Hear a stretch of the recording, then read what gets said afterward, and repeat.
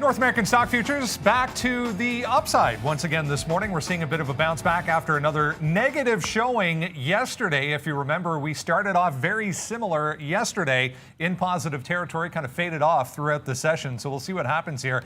Markets holding on to gains in the early going. The Dow, the S&P, and even the Russell have been in the red for 6 straight days. The NASDAQ 5 of 6 to the downside as well. So we'll see how things shape up here. The Labor Department, if you remember yesterday, reported a smaller than expected rise in U.S. inflation for the month of August. That kind of had some positivity or positive sentiment, at least, in the initial going yesterday, but that quickly faded once again. Microsoft shares on watch this morning, higher dividend and also a $60 billion share buyback. We'll talk about Microsoft coming up. Crypto stocks bouncing a little bit this morning, along with Bitcoin was testing 48,000 in the early going. Crocs on watch as well after that impressive, to say the least, move we saw yesterday in Crocs. It's Wednesday, September 15th, 2021. TraderTV.live starts now.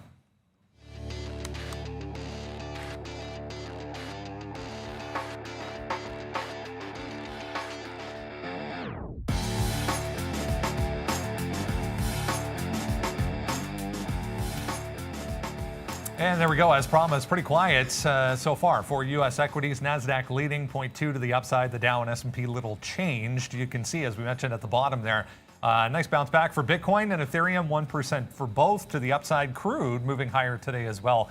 We'll watch some of the energy stocks. Nothing much else to mention at this point. Good morning, guys. It's an interesting looking day developing. We had, as we said, crypto trying to get back to the upside this morning. Some SEC going-ons yesterday. We talked about Gensler talking about some possible regulations coming into effect, but we'll discuss some crypto stocks. We'll discuss Coinbase. Lots to get to this morning. Even Tesla back on watch again, moving to the downside. Yes, it is. And look, Tesla actually basically flat, but right at that high from yesterday. When in the closing show, it pushed up like $10 from $7.47. Yeah. And then it's basically holding that as the current high. So that's definitely going to be on watch. Anybody, look, if you add support shares, today it's GRE on the NASDAQ. On our platform, because it takes support's closing price, it's going to show that it's up 480% because it's looking at the 1180 close from support. So just getting that one out of the way, you'll find it on the watch list as well. Not doing a lot of volume, and it's very, very thinly traded, so please be careful if you happen to be trading this name today. Otherwise, like you said, Brendan, their crypto will get on the move for sure. Oh, the casino's under pressure again, because why not? You just got to have those Chinese headlines and then more pressure. And, of course, IronNet reported earnings. So we get to say IronNet a few thousand times here today because they're up 14%. Yeah, exactly. IRNT, Microsoft as well. We sold a little bit yesterday. We tried to get into some cash, so we sold a little bit of softy yesterday. But you're back up to 303 here off, like Brendan mentioned there, a bigger buyback, 60 billion, which is huge, and then an 11% increase in their dividend. So it looks like softy right now off to the races, off of a bottom. I mean, 294. Wow, that was a couple days ago. And then we sold into this rally yesterday, and now today you're getting a bump up. I'm still very, very nervous about this market. Every day it seems like it wants to open up higher and then get cracked a little bit lower. So we'll watch Apple, we'll watch Softy. I don't have too much on the watch list today for us. Oh yeah, and then we also want to watch some of those casino names. This is going to be one of the bigger trades for me today, hopefully anyways, as we watch to see where LVS trades. Big range. Yeah, off that, again, my charts won't load, but off that 36 bottom, Brendan. All right, just watching Workhorse here, guys. There was a spike to the downside on Workhorse. Here's why they have officially pulled their protest, if you remember, for the USPS contract. So no longer interested or trying to be interested in that contract. So Workhorse just popping up there to the downside on a huge volume spike. We'll have a look at that, see what happens. Before we go any further, let's get over to Valeria and say good morning. Good morning, team. Welcome back, everyone. I wish you a lot of trading opportunities. Please enjoy the show and don't forget to like this video. Let's get it started, Brandon. Let's indeed get it started, guys. Yeah, just having a look at the daily chart here. This thing really hasn't recovered much. I think this was about the time that they announced that they were going to protest this contract being awarded to the other firm. But I mean, it never really recovered, guys. Workhorse down here, 4% on that headline. I was doing the same thing as you, I guess. There, looking at the daily chart to see, and it traded to $7, but I mean, I guess the lowest close might have been like 740, and that's where it seems to turn around. Look, it's not a lot of volume here. It's only 200,000 shares, a couple 100,000, and it already bounced off of whatever I guess wick bottom it had down here on ridiculously light volume. I was kind of hoping it would be more of a barcode and there'd be a key level, like if it was like 850, 860, to sort of just snap right into it and short it. But obviously with that news, not going to be good for it. But so much is, I guess, with yesterday's action and the way some of these squeeze names have been coming back in, there's probably room to 700 till there's support, but I'd rather there be some volume, or I'd rather catch it off a resistance level. Like, I just looked at it here and catching it after it already broke back above 8, you're giving it to like an 840. So I'm not sure there's a trade for me until we open up here and ideally test higher, but I don't think that's going to happen. Maybe retaking 8 to the downside if there's any volume or a buyer could be something to watch, but not the only stock which is breaking recent lows and heading to all-time lows. There might be a few of those on the list after we saw what happened with ATR, man. It's like, and then support, of course, which is now Greenidge, or sorry, I forget the name of the company, GREE. So a lot of names are going to be under pressure today, and Workhorse just added to the list. Yeah, Greenidge. Yeah, that's right. Is it Green? It's Greenidge. It's right? Greenidge. I mean, look, we've talked about this over and over again. I mean, the only name that I'm really trusting is Fisker, and I'm not even trusting it that much. It's just a name that I'm going to be in here. And then Workhorse, Neil just talked about some of these levels, but I mean, you're right at this 7 bottom, 709-ish. I mean, we're not there yet. It's only 8 and change. But I mean, it's like find me an opportunity to buy this stock. You gotta wait for something, some kind of news. Again, look at the volume spikes happening here. But when the volume dies down on some of these EV names, this is what happens. Like you have 1, 2, 3. I mean, let's count them. I mean, I'm not gonna count them on the show, but you maybe have a handful here, maybe a dozen green days since July 30th, right? That's not good. And then even the green days, they're just followed by smacks. Like, 1 or 2 days, bang, 4 days down. One nice day up, bang, and you're gone back in just a few days. And the same thing. I mean, it's just over and over and over again. So I'd actually want Workhorse to spike up here so we could short it because honestly, I mean, they're losing contracts. We'll have to see what's going on. And I just feel bad that everybody's been caught up in this. And not to talk politics or anything, but I mean, let's talk a little bit of politics. Like, there's only so much here that the Democrats, they've promised and tried to sponsor EV. We've heard some of those bills that have come out. Hopefully that can get going, and then Workhorse will start to go. But we've also seen the same problems in the marijuana, the cannabis sector as well. Now you're seeing the same things in EV. Like, what about JKS, Jinko Solar? Like, that was super, super hot for a while here, and now you're back down to $48. Like, I mean, again, these charts are going to be horrendous to look at, but there are solar names that you can come in and pick up here. And I'm just talking about energy plays here because we're just talking about Workhorse. I maybe prefer something like a Jinko Solar because you're not, you're kind of bouncing around here and you're not too bad. We've talked about Magna as well. Go for the auto parts rather than the auto names. So, there are some opportunities here in some of these spaces that were promised to be winners. So we just have to have that promise filled. I take Sunrun for the energy space there, even though they're getting kind of beat down too as well. Yeah, let's discuss this Greenidge, guys. If you're wondering where support.com went, it is now Greenidge, and there's actually a headline on this. If you remember, this is in the mining space. So Greenidge and Support teaming up. They ordered a whole bunch of the latest mining machines. I guess there was a deal announced this morning for GREE. This has been quite the move here in the pre-market for Greenidge, guys. Yeah, and look, take the chart with a grain of salt. I mean, just a ridiculously large grain of salt because all the trading that happened, and I guess when I sat down, I even said in the chat, like this thing was actually trading in the 80s and the 90s, settling down at about $68. It's just doing absolutely almost no volume until it got to like 730 and it kind of picked up. You'd see some 500 lots every now and then starting to come through. But it has been mostly, it doesn't seem sideways, but it's been mostly sideways since the volume has come in. I just kind of look at the way the price action unfolded yesterday when we were trading support and just not even holding on to it to that short trade that we had. And it's hard not to want to look for any kind of a fade. I look at the headline and say to myself, if this starts squeezing to the upside, Probably going to be potential for halts. I would at least think so, at least based on not the volatility, but based on the amount of liquidity that I've seen so far. I could see that any move upside would result in halts. I'm not going to put any credence into any of the levels that I see here. I'm going to completely ignore them. I think if we start to form areas of resistance around something like a 72, which is right here, after the open, then suddenly that could matter to me, but I need to see it happen on volume. If you start crashing through lows, like maybe even dollar breaks could be a bit of a thing. But again, I need to see liquidity come in. If it makes a halt to the upside, I'm 100% going to be looking for that reopen short idea setup that I usually do. We had to pay for shorts, although they were pretty reasonable comparative to INDP. I think it was like 6 cents a share. It doesn't mean we have to use them. If the volume doesn't come into this name today, I am perfectly fine not trading it, just saying, okay, missed opportunity to bank more on support yesterday. Doesn't mean you have to force it into greenage here today until it actually starts picking up some volume. I'd love for this 72 to be a thing because you have a falling stock, you had a level which looks like it was key at 730 when volume started coming in, and then you've basically been holding a consolidation lower than it. Usually that is the setup that I would like, but with this amount of liquidity and volume, you can't just blindly jump at it.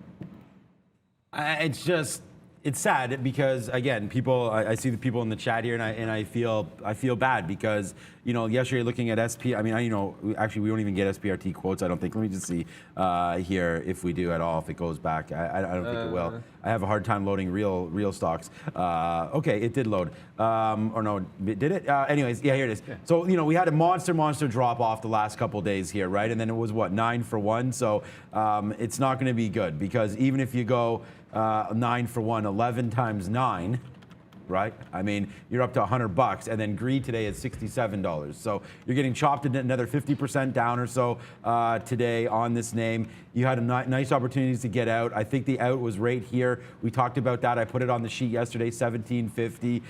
And then now today, if you take a 50% haircut on 11, you're down to like $4 or $5 again. So that's kind of the levels that we're talking about right now with GREE. And we're just going to have to watch it. But like Neil said, make sure that because it's the first name, here, first day for the name, you may have to pay for the shorts. So if you did want to get short, that's going to be something. You may not also, don't panic if it's your first time. You may not see the shares in your account from SPRT moving over to GREE. But unfortunately, you did not make 6 times your money there on the changeover. I wish we all did, but we did not. So right now, SPRT to the downside. This just goes to show you, man. Same thing with ATER. There's a bunch of names. You have to sort of go backwards sometimes and find areas where you say enough is enough, and I'm going to get out regardless of how much money I've made or lost on this name. And SPRT, unfortunately, is just one of those sad stories. One more time, where I don't know if Wall Street Some people wins. made money on it, right? Oh no, and I hope people did. I mean, I think a lot of people made a lot of money on it for sure, and I hope you guys are one of them. It's about holding stocks really that don't have the fundamentals to support this kind of a run up, right? I mean, we talked about that. I forget the name yesterday. Remember, it was a $6 million deal, but it went to $800 million on the buy. It wasn't Life, but it was something else. That was gonna bug you. That moved. Yeah. Anyways, that got a last second note there, right? But just like this, and here we go. This is another example. We'll talk about Life right now. It just ripped to $13. Like, it basically doesn't do anything all year. And look, stocks can go up. There's no doubt about that. That's what we're in. This capitalism. You make a great product. You're able to survive. That's great.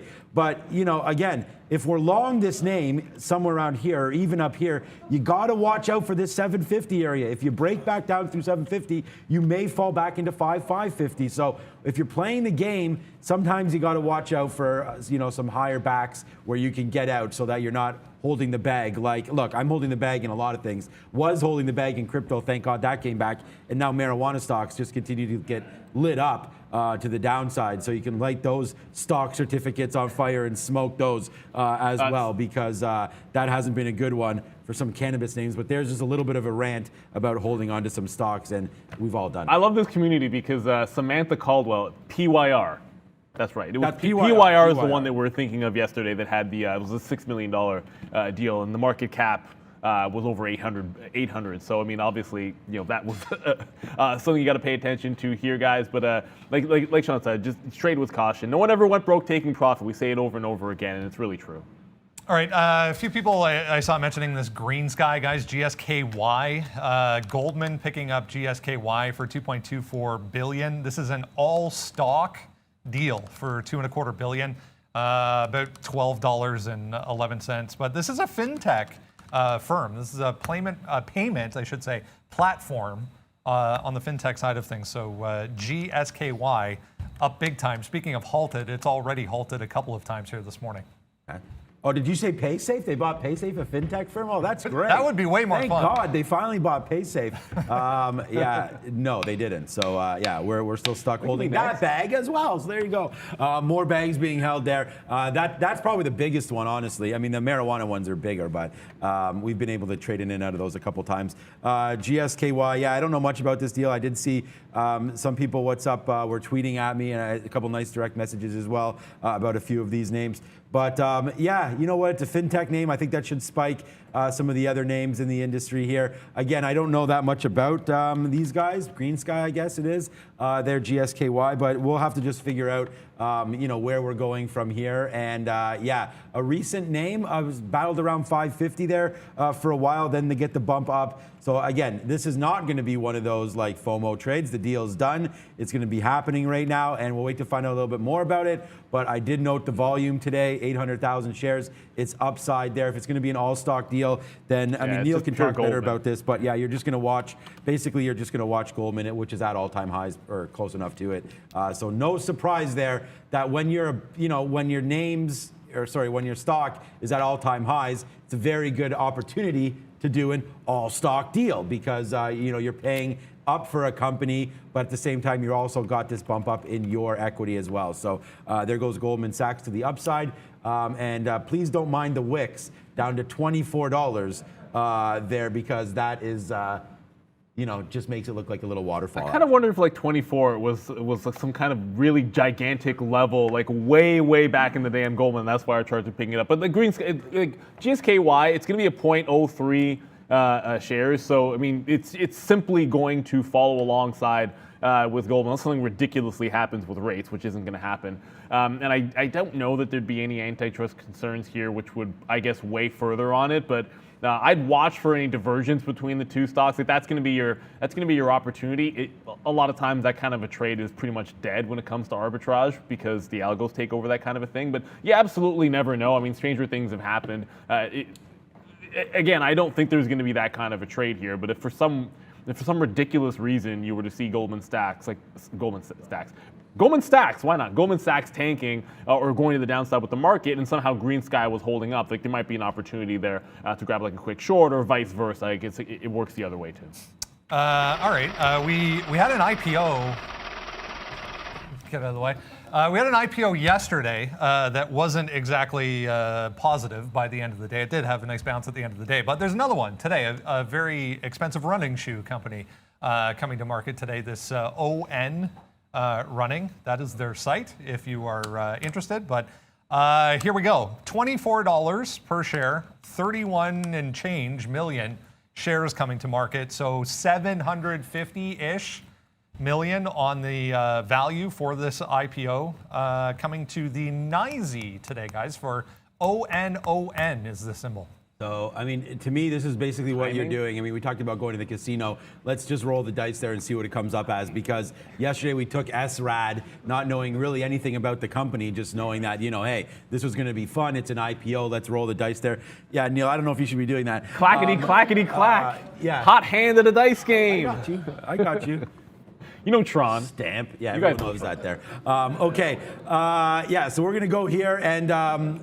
yeah, so, all right, so there it is. So there's the IPO there. We got out for, you know, a third there. Those are 50, 60 cent hits. And then we let it fall down, and then we're basically just played the even levels, right? So right there, $25 holds. We go long, 25.28, and able to catch it back up. I would love a coffee. Just a splash of milk would be great. Yeah? Yes. Thank you, Randy. Black for me. Thanks, At man. Trader TV Randy. He's there. a man. Yeah, multiple talents, that guy. We just have to find one of them. Okay, so SRAD there, bang, bang, bang. And then you get a bottom pick there, 25, 25, up to 26, out again at 26. And then we let it do nothing again, just let it tank right down all the way, and then picked up another bottom ahead of that 24 number. And then we're able to take that out. And Brendan said to me today, oh my God, we got another IPO today. And I was like, oh God, what about SRAD yesterday? And it was kind of not a great one. But I told him, you know, as long as you didn't take that first opening print and you kind of let it settle down, you know, it wasn't horrible. So we'll look to do the same today. But please note that yesterday it came out.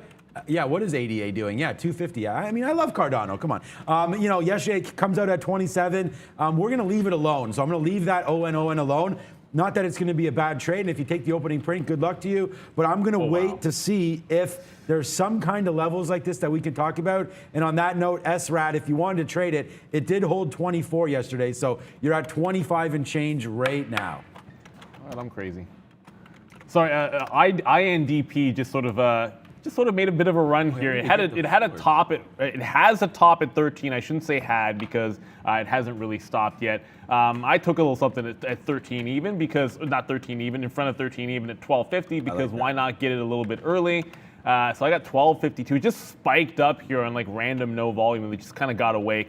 I was actually thinking about maybe it was going to be a buy if it could hold that 11 area, and then you could base out a little bit above VWAP, and then scalp trade into the open, and then it just absolutely spiked up here into 1250. So there's no way I want to hold this thing through the high of the day because I feel like halts could be a thing with INDP, and we have 40 minutes to go, so this is probably a little bit early and a little too far away from 13 for my liking. All right, guys, a few analyst moves to mention. There we go. A few analyst moves to mention for you this morning on the upgrade side of things. Nothing terribly exciting. Etsy on here again. The Stifle analyst seems a little confused because JD's over here and Alibaba's on that side. So we'll see. For Chinese names, therapeutic company, energy stocks to the downside as well, guys.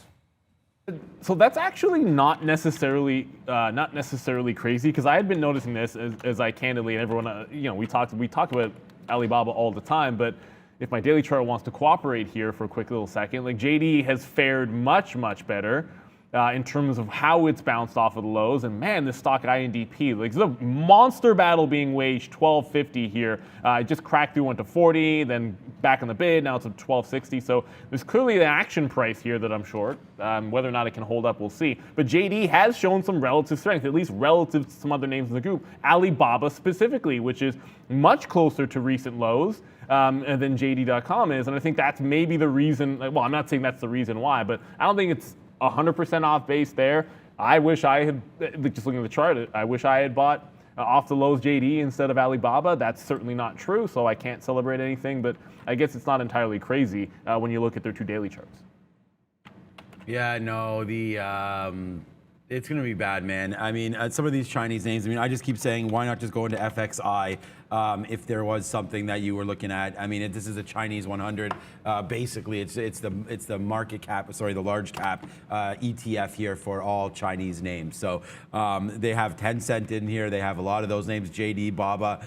We went over that one day, some of the holdings in this fund. So FXI, if you did think China was battling back here, you could take a hit there, take a look at this one. But you know, the problem is like there's going to be even casino names probably in this as well, right? I mean, forget about Win and LVS and all that. Like, you know, it's just this is the move towards it looks like a more communist regime over there. They're sort of, you know, bringing back you know, a lot of the regulations and things like that. Man. Thank you, Randy. Thank you, sir. Thank you, my friend. Good one. Thanks, Randy. Cheers, brother. Cheers. But anyways, so I don't know. FXI is going to be a good one. You talked about JD. I mean, so did Brendan. I mean, that's the whole story is JD versus Alibaba.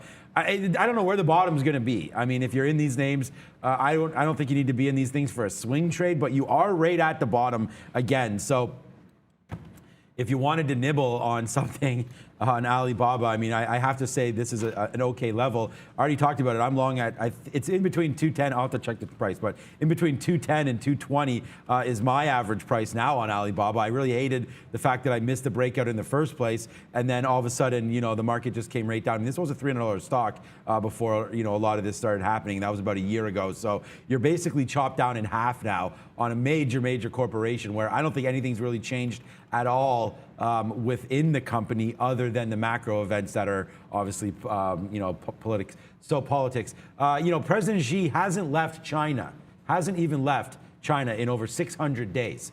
So, I mean, these guys are not out there, parading, making deals, looking to do anything. So, I mean, that's things are going the other way, man. That's what I'm saying. So this is not a good sign. And now, I mean, gambling, like we talked about LVS, and again, like bag holders on LVS unite as well. I'm not in this name, but this one made sense to me as a reopen play. Everyone's going back to the casino. I want to go to Vegas, blah, blah, blah. Obviously, there still is MGM and Caesars, and we could talk about those names that don't have the Chinese exposure. But hey, look, we opened the show with this story. If they're going to start, I mean, the Chinese generally, casinos are packed. It's part of what they love to do. A lot of people love to go to casinos, right? It's a huge, huge aspect there in Macau. It's like what drives the only thing that's driving it. So, now all of a sudden they're going to start to limit that. So I don't know. I don't know where we're going from here, but I don't like the spot for anything Chinese right now. I don't even know if it's worth nibbling in. Yeah, the LVS charts look great. And the daily charts, you're like, what? Look at that value. But let it settle at best. At least let it settle before you even think about that. Like today, I'm only looking to be short in LVS, even though it tried to get off the bump there. I'm just gonna. I took some shares out of ID and INDP because it looked pretty strong around that 1250. It actually did roll over and is now holding this level here. Like the lower high, again, this is like 1210, 1215. This lower high here has now held up. This thing has all the feels that it really wants to be a bit of a runner through 13. If it does not get through this 12 level by the open, so hang on to some of the shares, maybe down for like VWAP here at like 1150 to 1175. Although I wish I could say that I felt much better about this stock. The volume is huge. You got to be trading this one if you're an active trader looking for those gappers, because this one is certainly topping the list here today, and it's showing some signs that 13 might be a bit of a break through the top if it can hold up here at the open.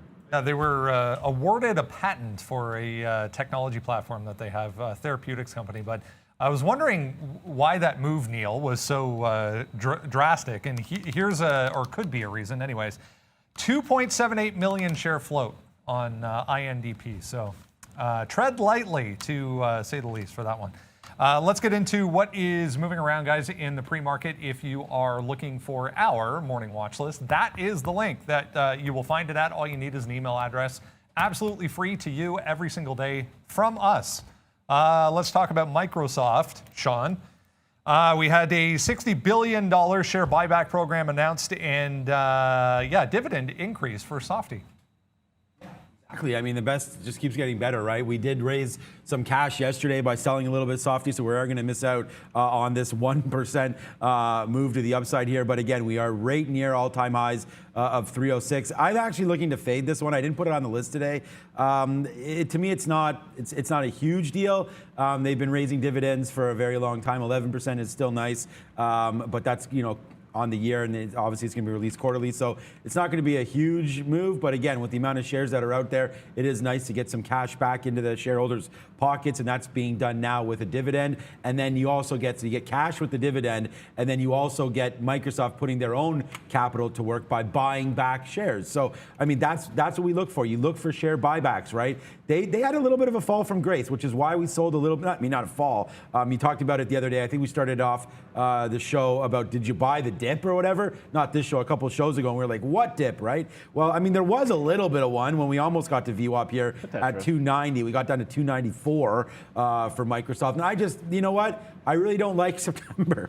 I mean, it's my favorite. It's one of my favorite months. But for the stock market, it is the worst month. We've done videos on this. We've talked about this. I think there's going to be a little bit of a pullback coming in the last couple weeks here in September. So I'm just getting ready to buy these names lower. And whether or not it happens or not, I'm still heavily invested. I think it was about 20% or 15% of my holdings I got out of, and that's because I'm raising cash to buy some other names, like some of those beat down names in Vegas and a few other names, and I'll talk about those when they show up. But for right now, we're out of Microsoft, but not out of it. I'm still in it, a lot in it. But I'm looking at some of these levels. I just think that if the NASDAQ does come back in today, then you probably get a little bit of a move and a breakdown side here. So I think this up 1% is probably good, but again, it's a little bit too much for me on that news. So I'm a huge Microsoft bull, you know that, but I do want to buy these names lower. Yeah, I can't say that I was holding Microsoft. I can say for in the similar vein that AMAT off its top and Oracle worth it, on a trim as well. And I think, like Sean said, you got to have some dry powder when out there. Just looking at the 15, pulling it back far enough, the double top at the all-time high, and then the lower high, and now a third lower high and the gap up. If we don't get to that 305 area today, that 305 being the lower high, if we don't get to that 305 here today, it's hard to imagine that you're not looking at a 303 breakdown. And it's not to say it goes straight to 300. The market would have to participate in that, and we're slightly up on the session today. It's almost like the market's trying to put in, some flat or greenish type days in the midst of this run. But without getting through that 305, it's almost certain that you at least, because it's 305 down to like a 294, right? So you had an $11 move. You're probably at least putting in half of that without a break today at 305. So Microsoft does set up for it. I told myself I was going to be short Cassava Sciences today, so like every 2 seconds you're going to probably see me turn my head and look over to see what Sava is doing. And I wanted to short it in front of 41. It's now already below 40, and that one's getting away from me. But Softy, I want to see it test 305 first. I think that's the ideal situation. It hasn't happened yet. Tesla, by the way, to want to get away from that, that's creeping back up. Now up $4 from the bottom, getting close to that 747. The random price that it just happened to spike to at about 340 yesterday, randomly. All right, let's bring in Arun and get a check of the overall market here. We'll have a look at the futures, see what's on tap for today. After that number we had yesterday morning, Arun, it seemed positive, but they faded that one. Does the same thing happen today? Yeah, it's good numbers are bad and good numbers are good, depending on where you are and what you think at the time. So don't base it on just what you see on the number, just on the face of it, right? That's how this market operates, especially when we're worried about rate changes and talk about what the Fed is going to do going into the rest of the year and into early next year. Because at some point, things have to change. And is that coming sooner or later than what people expect? And that's what everyone's trying to guess at the moment. So here's the market now trading, 44, 42 quarter on the S&P 500 E-mini futures contract, December contract, by the way. There's a couple options here. I kind of avoided yesterday because of the amount of program activity that I saw on Monday. Yesterday was fairly clean, I think. So I think back on board for some trades today. 44.60 is what I've got up top, and 44.25 is what I've got down below. 44.25 held really well yesterday. First time down, and then also late into the session, we held right at the end there. So 44.25, I think I'm going to mark on the bottom. For now, though, we are stuck in between with no real reads. I'm just going to wait to see if we can actually get above maybe 44.45 and start to slow. At that point, maybe a short is in play with a 44.60 stop, or if we get down underneath 44.35 with the 10-point stop with 44.25, I think there might be a long there. Again, options, depends on how it sets up. And then, of course, if you get a break, you have the ability to take the break and see if you can get an expansion or at least a move back towards some highs. Keep in mind, 44.90 is still available from yesterday as well. So we have 44.60 and then 44.90. So if you were to take that 44.60 break to the top, you only have about 20 points before you run into some resistance, maybe 15 points before you run into resistance. So just be aware of your risk profiles if you decide to take those breaks. But for now, though, 44.90 is one option, 44.60 is the primary option, and then 44.25 is your primary support. Those are three levels I'm looking at today, and hopefully we get some trades with those levels in mind. Great stuff. Thanks, Arun. We'll check back in again tomorrow morning. Bitcoin, guys, off the highs from early on this morning. We didn't quite get to 48,000, but 47,700, we'll call it. Back to the downside a little bit here, but this group, stocks anyways, higher in the pre-market as a group. I mean, it's worth noting this SEC Chairman Gensler made some comments yesterday at a hearing regarding the SEC stance on cryptos in general. Senator Warren also asking for them to make it more clear as to how people can withdraw money from transactions regarding cryptocurrencies in the U.S. So on watch again today here, guys, as we get another little drift higher here for Bitcoin. Sometimes the threat of regulation is not necessarily a bad thing because it's inevitable, and the reality of it legitimizing the asset class for a lot of people and a lot of institutions becomes more of a reality. And whether we can talk about Coinbase, which I look at it and it's like, man, is Coinbase really off $40 in a week? And I know that it is because I'm like staring at the chart and I know it. Like I own Coinbase, but it's in some ways hard to believe. And I know they had the crackdown specifically with they tried to meet with the SEC. They tried to talk to the SEC with regards to their lending, of course, then they now face a threat of. They said litigation and the Wells notice. But anyways, I think eventually this is going to get sorted out, and it has to. And maybe there's going to be an explosion. People have talked about, and you hear Kathy Wood talk about 10x.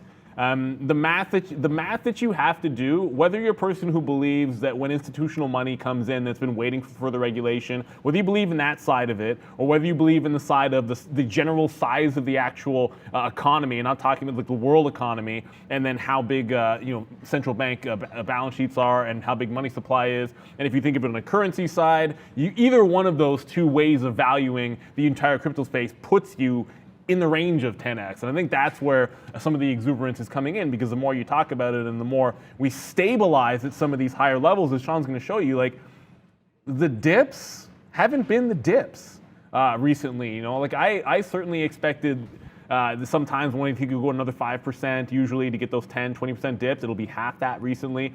So I'm looking for places to potentially get into more Coinbase. I sold some SI to get into some Coinbase, and I wish I had just sort of put new money into Coinbase and at the particular time. It could be time to use it, but I want it back above that 250 level. I like the 250 break if we had actually been getting closer to above this 248 area. And then you have this bottom from the 26th here. I would have liked this above 248, and then if we had the same consolidation right here, I'd be going 250 break all day long. On Coinbase, I need to see us trade above 248 before I make that call.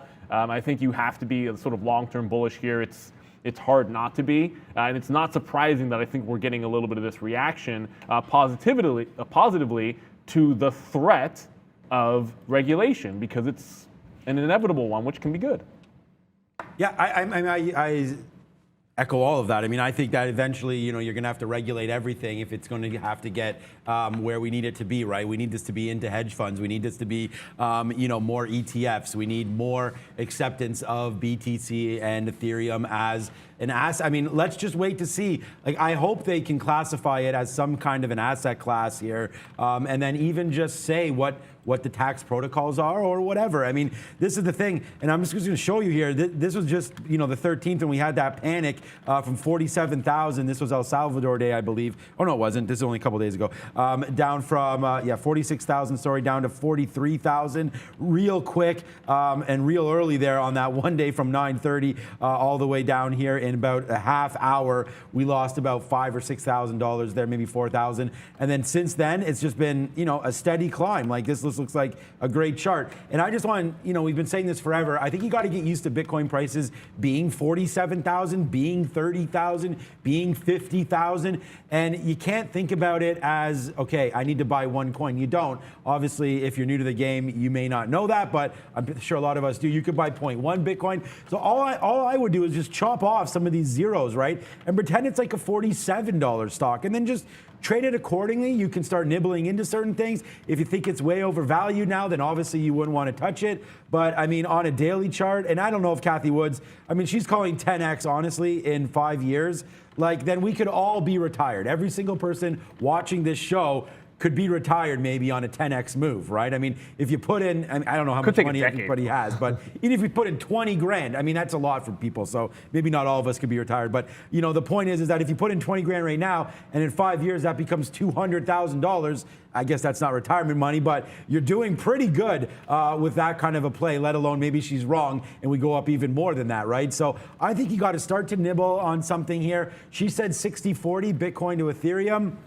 I'd rather throw in some different altcoins in there, and we've talked about the ones that I like, including Cardano. I actually like Litecoin now. I was a holder of Litecoin a long time ago. I lost some in Quadriga scandal there. I think I had like 6 or 7 coins there, which now is going to turn out to be like, $1,000 or $2,000, something like that. But Litecoin did go up pretty high, over $400 or $500. I did tweet this out today, and just on my way in here, and it was the 6, right? People here driving in here, looking at the CN Tower, and then here Kunle, almost the same picture, tweeted at me. So what's up to you, Kunle? And then again here. That's not I don't know. It says Kunle. I don't know who that is. We do know somebody named that. One of our traders was coming. Yeah, exactly. And then, of course, Drake going crazy. And then Jam on it here has to remind us all that, you know, I don't know how to make this bigger, but, oh, there it is. But at some point, these are the streets of Toronto right here. This is coming at some point. It's actually really close to our office. But anyways, this is coming at some point. So all heed fall and enjoy it while you can. Get out some last minute golfing. I hope to do that. But yeah, snow is coming. Anybody on the East Coast, Northeast, everybody like that. There's a line for that. Winter is coming. I'm a Game of Thrones guy. I have to put that one in there. My daughter literally was telling me last night, is it winter yet? And I was like, are you really my child? I hate the cold. Hate it, hate it, hate it. Yeah, yeah. All right, let's talk Crocs, guys. We had a pretty impressive move yesterday during their investor day on news of a couple of things. $5 billion in revenue projected by 2026, $2.27 billion post-sales by the end of this year they're talking about, and also $1 billion in share buybacks by the end of this year. So it's hard to ignore this one today after we got to all-time highs yesterday. It's hard to ignore. I just wish it had more than 9,000 shares worth of volume in the pre-market. But it's a clean 150 high break.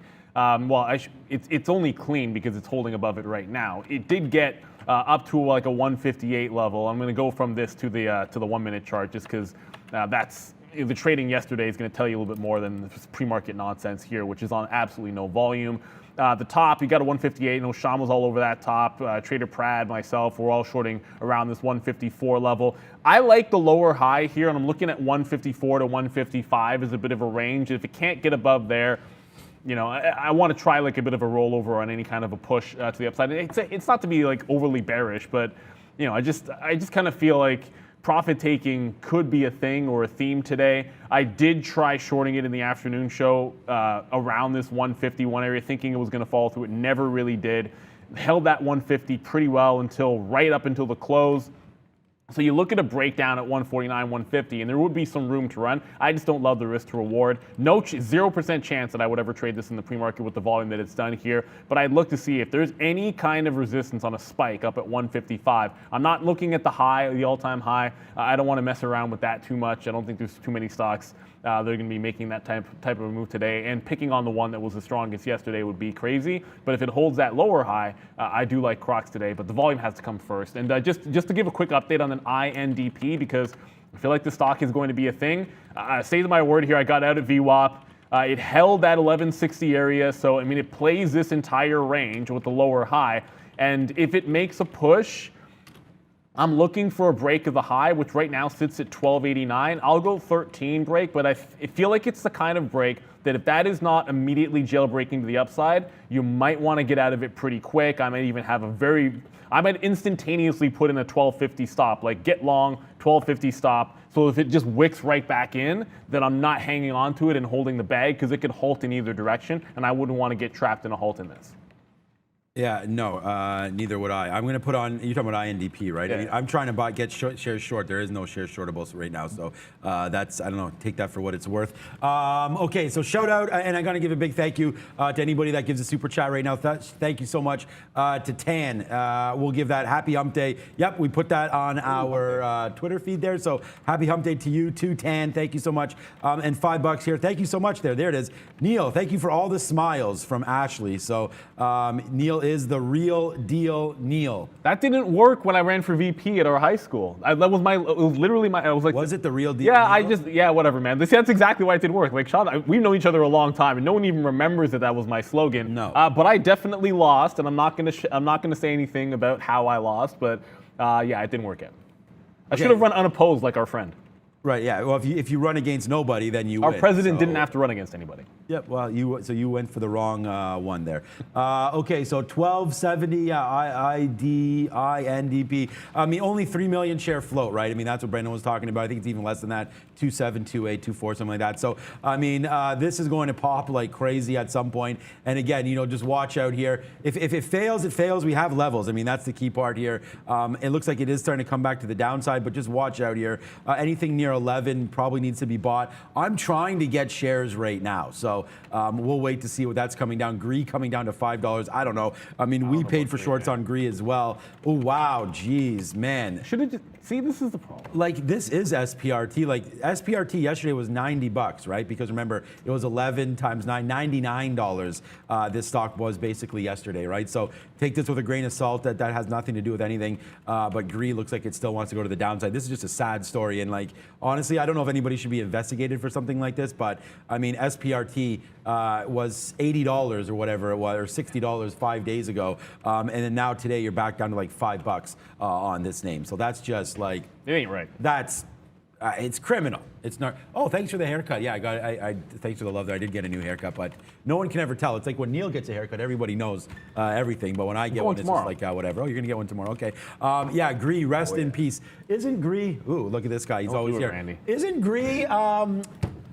Kids, those guys that can't speak, Despicables, Despicable Me, those guys, what are those guys? Minions? Minions. Isn't GREE the leader or something of that? Something about GREE there. I actually should know. I've watched those enough. I should know it, but I don't know it. Anyway, that's Brendan's giving me that. He's giving us that look. What?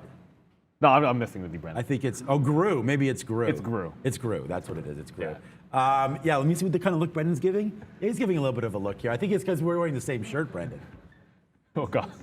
It's in the same color family. How about that? Like I was watching LVS, guys. Let's talk about casino stocks here to the downside again this morning. Initial strength, though, it's worth noting. We did get this gap again for the second day in a row to the downside, but initial strength here for LVS anyways. I mean, they all look pretty similar. Still down 4.5% here again for LVS, but I mean, they're all the same. JP Morgan, end of the day yesterday, downgraded the entire group that has exposure to Macau, so there's that as well. Yeah. So the bounce that's happened pre-market, I think, has more to do with the fact that on the daily, that March low that Sean talked about yesterday, maybe we already mentioned this morning. You just sort of had some pre-market buying on not a ton of volume that's taken us up back into this 37, but you're still down 5% even trading here on 37, and that's why you gotta. For me, it's going to be a fade until it's not type of thing, and it's not to say that there isn't going to be some long-term value there. It quite possibly is a fantastic value to pick these ones up at those March lows, But for me, as a day trader, I'm looking squarely at this rebound price, this 39 area, and until it breaks that, I'm probably going to be leaning into the short side of the trade here on LVS. I don't want to be too indiscriminate about it, but I like setups. The first setup usually is a pop into pre-market highs, which is getting, ignore this wick, you're really talking about like a 37.5, and we're pretty close to it, so it wouldn't take much of a pop at this point, so that would end up a pretty tight stop trade. And then looking at the aftermarket, which was about a 39 area, call it 38.75, 39. If it breaks that, there's probably two shots at a short that I will take in LVS. So here's another one. Scorpion Capital, the same guys that destroyed QuantumScape, is out here with Berkeley Lights right now. And they just put out a short notice on them as well. Scorpion Capital talking about how they're just, they're fleecing investors. I mean, Brendan can probably find the story, BLI. But I mean, it's just down to $27.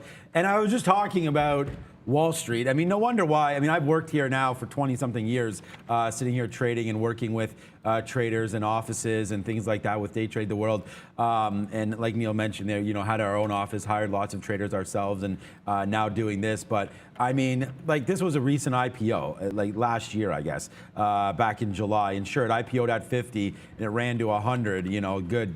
Great opportunities there if anybody was smart enough to get out. But then since basically these kind of peaks, it's just been like a puke show. And then now today you get that, negative note here from Scorpion. So again, I remember what they did to QuantumScape, and I actually got out. Thank God I got out of QuantumScape there when we did by the skin of our teeth. I was talking to Trader TV Randy about this one. They're using the batteries, the solid state batteries there. Thank you. And ever since they came to IPO, very, very similar story with them too, right? You could see this. I mean, where were we here? Forget it. So I believe QS was at one point a SPAC.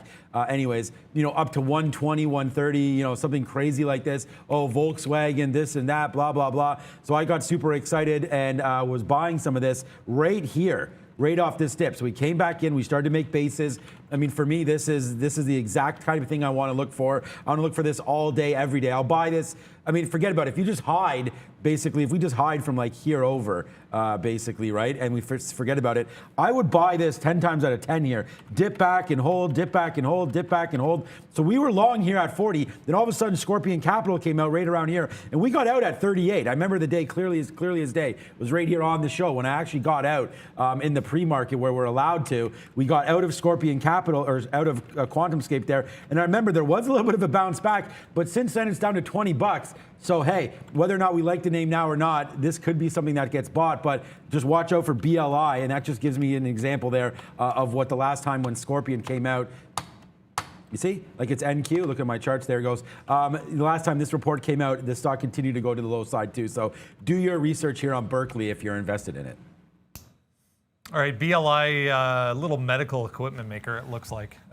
They make cell biology technical platforms, apparently. 2.2 billion market cap, guys. There's about 50 million or so share float on that one. Yeah, it was July 17th of last year. I actually kind of remember that IPO day for BLI. A few other ones to talk about here this morning. We can go to SoFi if you guys want. It's worth mentioning on that ON, the running shoe company, for tennis fans, Roger Federer is involved in that IPO. So ON on the NYSE should debut today, or is supposed to debut today. Greenidge on the list as well. We talked about that. GREE is now formerly support.com, now Greenidge Generation Holdings. And let's talk about SoFi, guys, with an upgrade. Yeah, SoFi. So they have oh goodness, now I already forget the name of the who is it they're buying when it closes? They get a banking charter, and I'm thinking banking charters because I just watched the episode 1 of the new season of Billions. If I spoiled anything, I apologize for people, but that's a good sign. So I think that deal should close, and that's going to be a big deal for them when they get the charter. Obviously, it's been a stock that's been beat up a little bit, but you have 2 days in a row of you'd make it 3 days in a row if you could throw some of this, but you had boom, like you got a dollar move to the downside here, you have another dollar move. Yesterday you put a dollar move in, and you're trying to gap up off of these like time and time again. This one held a recent higher low off of that 14 level. So, I mean, the fact that we're not testing that 14 and catching the upgrade can be a good sign. You looked the last time, of course, it was actually holding like a breakout level on the last dip into the downside. If it falls, I'm shooting 14.65, which would be this low, which would be that breakout. And then, I mean, this is 14.99. It's a pre-market high on SoFi. So, I mean, it's obviously kind of lends you to a 15 break. The volume isn't great, but then the volume isn't great everywhere. So I kind of look at that. I prefer a 14.65 dip buy down here, just the way that it's been trading, but I'd probably go a little bit lighter on a 15 break. And watch out, that IronNet is 80 pennies from the high, and that's a double top pre-market at 28.30. So IronNet's also going crazy. Don't, Scott H. Don't go back into Tilray. Don't go into Tilray. I mean, you can go. I mean, look, if you're. I mean, I like what you said there. Just talking here about Scott because I saw my name there. You know, wondering about loading back up to in the 11s on Tilray. But the one thing that I liked was this part right here. Long hold. I mean, if you're going to hold these names for a long time, then I don't mind, you know, the cannabis space. I still think that there's some. I mean, Aphria and Tilray did merge. I still think there's some more possibilities in that space once again it gets federally allowed, and then I think you can get some bigger companies possibly buying out some of these other companies. But that's just a pipe dream at this point. SoFi, what we tweeted out was basically, let's finally get this thing going. You know, yeah, it was they bought a couple different bank corps there to get that charter, national bank charter. So they are waiting for that. And I don't know. I mean, that story I think is already baked in. I'm pretty sure they're going to get it. We're just looking for a break, and I mean the real break comes at 16. I think when that happens, then we got good to go here. I am looking at a 15.40 break on the 50-period moving average. I do want to average into my SoFi position. I'm stuck long 1890, 1870, something like that. We started stepping in right here on this dip down, and then it just kept on going, right? And so free falling to the downside reminds me of my friend PaySafe as well. But right now, SoFi up that 3%, getting good vibes. Mizuho, not Mizuno, you know, making sporting equipment, gave the upgrade there, and that's nice. So 2.62%, but I'm with you on that one. I think a dip down into the 50s is a better buy than a 15 break. So I'm not super in in love with that play, but out of all the names, you know, SoFi maybe one that we could trade here coming out. I still do like Clover as well. I mean, I'm just looking at names that are near bottoms right now. If you want to pick something up, Clover is right near a nice bottom. And I said, you know, 10 times out of 10, we would pick stock up. Now, this has been a little bit of a different story here. But again, we are right near some of these bottoms. Like, do all these names go to zero? Like, I don't know. I mean, again, if you buy at $8 and it goes to zero, how much money do you lose? Everything. So it doesn't really matter what the price in stock is. You got to make sure that you are right in the right space, in the right name. So I like Clover for a bump. And again, I am in options in this. So, you know, full disclosure on that one. I think it does have a chance to run again. I just wanted to take out this 50-period moving average, break through 9, and then we'll see if Bob's your uncle up to 11 again. But Clover has some opportunities to go here. I think that's a possible runner. Ford as well, I think, is pretty low. It needs to be bought as well. And then AMD, we talked about that. But over to Brendan right now. We only have 5 minutes to go. Thanks for that. Don't buy this thing. Yeah, a couple of interesting ones to have a look at in small cap world today, guys. LMFA, it's worth noting, is Bitcoin related. They bought some mining machines, so LMFA, interesting as well. But let's talk about this ATER. Remember, yesterday was a huge move to the downside. So I just marked off this pivot over here and this pivot on the daily chart, which is around 1250. So be aware. The last stop on the way down here, as far as resistance yesterday, was 1125, 1130. So if it gets above 1125, 1130, there's not much until 12.5. So a heads up on ATER. To the downside, 1075, 1080 needs to hold as far as resistance. Then you're looking at 1130. But some levels further down on the daily chart, like maybe $8. Next stop, guys, ATER. Well, I kind of thought on my 15-minute, I'm looking at 850. And then right here, I mean, if 10 breaks, I'm looking at 975. Because that was this top here, and then that was this bottom, and then 850. So it gets, I think we said this yesterday, it gets pretty ugly. And I mean, all three of us were short that thing and somehow managed to take I think maybe $1.50 out of ATER. Just want to go back over to Iron Nets. I did say it was making a move at that double top. We got 3.5 minutes to go. This is the move. It gets pretty close to it. And here's an apologies because I said double top. 2830, but we all know the dark pool dumps come in at 8 o'clock, and they trick me as well. So I don't think it actually traded up to 28 here. So I'm gonna downgrade this from a double top because I don't really think it. I think a lot of the prints that up at that 28 area or above that 28 were in fact just dark pool prints. Correct me if I'm wrong on that. Decent chance it really only trades like 27.5, if at all, trading above 27 there. But either way, it is showing strength. It is increasing in volume. This was post earnings on IronNet. So this Russian cybersecurity company, which I guess is a big thing, kind of makes some sense, looking very, very strong. Just keep in mind what it has already done before. I remember trading this, and we were shorting 30 levels. 29 to 31 was the sweet spot in terms of where you could get the short when it went up to 37, 38, and that was a monster pre-market move that we were looking at the day that it happened. So if you were to crack any higher than this, I think resistance right there at that 30 to 31 area. And then if that breaks, you're talking about highs up at like 37 or 38, which is a lot. And there it is. I'm finally shorting Cassava Sciences just in front of 40. I'm not sure I'm wrong till 42, so I have to give this one some room. Yeah, let's check out some of the imbalances, and this is what we're talking about. It's absolutely nothing. You don't even recognize any of these names on here. Of course, that's a lie, but you know, Bros. That's the IPO.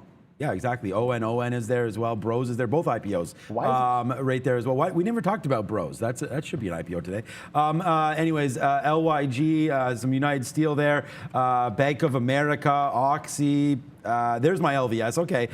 So my only position right now, AMC there in the sell as well. We could talk a little bit about AMC. We'll do that now. I am short LVS right now. I do want to short this all the way up here. I'm going to give it all the way back to yesterday, 39. I mean, we're going to be short here at 36 and change. That might be a little bit early. Not a great price, but hey, we're up at 37.20. We're going to short LVS now and play with that rhetoric all day here as again, downgrade by JP Morgan, the whole sector. So, you know, we've talked about that over and over again today, so hopefully that can become a winner for us as well. And then AMC, darn, we missed it, man. I want to buy these 45 dips. So we were trading it yesterday, some longs good early, and then we had another long here, 47, and we were able to get that out as well at 47.50. So that was a good trade at the end of the day. Just going long yesterday on AMC.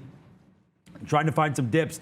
We were short the day before, but 45.25 downside here on a daily chart. You know, we've held 45 a couple times, including just 4 or 5 days ago where we held that very bottom. We wicked down to 45.35. So with only 40 seconds to go, I'm going to put some lower bids here on AMC and see if we can't pick something up around 45.50 off open, and then even a little bit closer to 45. And then if 45 does break, we'll get out. So it's going to be a small hit for us if it does happen. Right now, LVS looking like it wants to go to the downside. Let's put a bid around here, 36.40, just to catch this one. Already 20 cents in the money here. Yeah, 20 seconds to go. Sean's got LVS. I'm looking for a slight pop. I guess I'm not going to get it. Sava making some moves. They just got that one short. IronNet we're watching, trying to take out the top. And INDP, that high flyer looks like it's coming back in. It's now at 11.80, so $1 off that 13 potential break that we're looking for. So there we go. Trader TV Randy on the bell. 5, 4. He's got the Timmies. 3, 2, and 1. Cover your ears.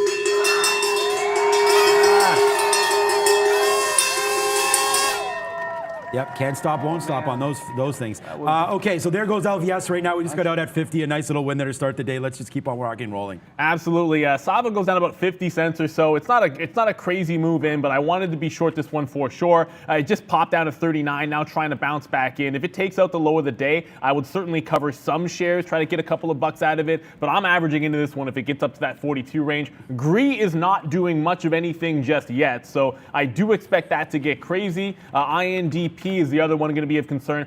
Big volume spike, of course, that's just the open, but not going anywhere just yet. I have a stop for a breakout, and the second it triggers, I'm going with a 12.50 stop on a 13 break. So I'm not even giving it that much room, and that's going in instantly just in case it's a failed break. Look at Softy starting to rip up. We're not even open yet, I don't think, on LVS. So LVS, we've already taken a nice little profit right there. So that was a good one. So we'll dap up on that. We are also, here we go. Come on, LVS. So now it's open. So we'll see this thing fly around a little bit. But we did take some profits out. We're watching SoFi. There's the dip buy. We talked about that. So we are long into, it hasn't dipped that much, but we are long into SoFi right now. We'll see if that one's going to work out for us. So SoFi there. The other name that we wanted to look at here was AMD. We didn't talk about AMD. AMD, I like AMD here, and again, I'm invested in this a lot lower, but we are heading down. Ooh, NASDAQ, yeah. Big move up, big move down right now. We talked about what's going to happen to the NASDAQ today. I still think it gets cracked a little bit. 105, yeah, just you can take the whole thing there, Lucas, if you want.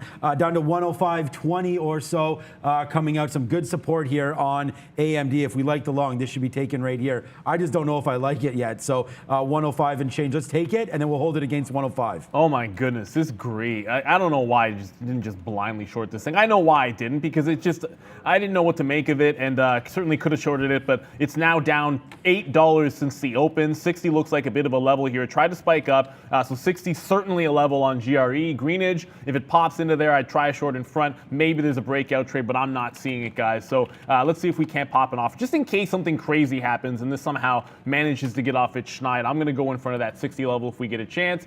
Sava trying to give me that entry, and IronNet just fell. Looks like that one's headed to the downside as well, so some selling coming into these. That just pulled back $2. But again, the entire pre-market range was about double that. So I want to give it some room. If it tests that pre-market high again, I think I'll roll into the short. INDP somehow is doing absolutely nothing, so I'm not going to force the trade there. Now waiting for a pop in IRNT that I can get a short off of. Yeah, okay, so we actually got in and out there by accident on AMD, but we're back long there on this name. See, in and out there by accident. Meant to buy, we sold, so now we'll buy back right here on AMD. So SoFi, it does go in the money for us a little bit up to 80s there, but we're going to have to hold this. Look at the NASDAQ, man. This is exactly what we thought would happen, honestly. It's been that every day. We've gone green to red every single day this week. And even in the last week as well. I think it's like, what, seven or eight straight negative days on the NASDAQ, so not a good one there. We talked about fading out some of this Microsoft. Maybe that's something to be done right now. But we are in 3 positions. Long AMD, I like it. Short SoFi, short LVS, not bad. And SoFi with the long. So I like all these positions. Microsoft trying to do a dance as well. It went up to 305, which was, I think, close to new all-time highs there. 305.84, new all-time high. Only got to 305.20, but let's watch out for Softy here. As the market's moving down, we maybe have to look over at Apple. So you might have heard me say whoa, and if you heard me say whoa, because that was this short happening on IronNet, that's me getting out, but you're going to see I'm actually in a long position. So break it down really quickly. There is that 15 seconds during a potential halt window where you can execute by just simply sitting on the bid. It can't trade higher, but it can trade lower. So 17 was on the bid. I was able to get out and long at 17. I'm simply rolling that right when the majority of the shares right out on the reopen. It'll be a 5-minute halt or potentially a 10-minute halt. Depending on how long it is, you never really know. At the open, sometimes it is that 10 minutes, guys. But IronNet doing strong things. Sava somehow going up because obviously this is the day that Sava goes up, right? Yep, exactly right. Yeah, no, who knows? Sava, I mean, some of these stocks, maybe today's the day. We'll see. But on that note, LVS, thank you so very much. As this was, one of my #1 plays today. We only have a few names on our sticky note. Ooh, Miss V in the green. I like you a lot. There it is, LVS right on the top there. The only play that I was really, really confident in. Thank you for that one. And here we go to the downside right now. As INDP also ripping off some things. It's going to halt as well. I'm holding that one through the halt as well. Yeah. We got some out there at 49. Let's go INDP. We are long at 13.05 right now on this one. Out some at 49. Let's hold this halt. It's going to halt right now. But we just took some long in 2 halts. Yeah, this is going to be a good one though. I have 13 longs, so 1 trade and just crushing things right now. Today it's been a good one for us. So INDB, we are in that one into a halt. Let's see where we go from here. Yeah, and so once again, I'm going to have to put an order out. I want to make sure that I get some shares out on the reopen of this one. So like we said, it'll be exactly the same thing. 5 or 10 minute halts. Going to always going to cover some shares when it immediately reopens, guys. So both INDP and IRNT, IronNet going to the upside and halting up. These could be fantastic based on the volatility. Cassava Sciences, this could be the loser already. Immediately testing that 42. So I don't want to put a stop at 42 even, so I actually want to sort of cancel that because I look at this pre-market high at like 42 even. We close at like 41.80, and I want to just give it a little bit of extra room. So because Sava, you tend to have to hold a little bit more. I want to give it maybe to that quarter range, risk a couple of dollars here because I have a 40.50 price. If I want to risk 2, I have to think that there's $2 worth of downside here, and I wasn't even taking anything out until it broke $1. So it kind of makes some sense here to give it a little bit more room on Cassava Sciences, but it kind of figures that today would be the day that it wants to go.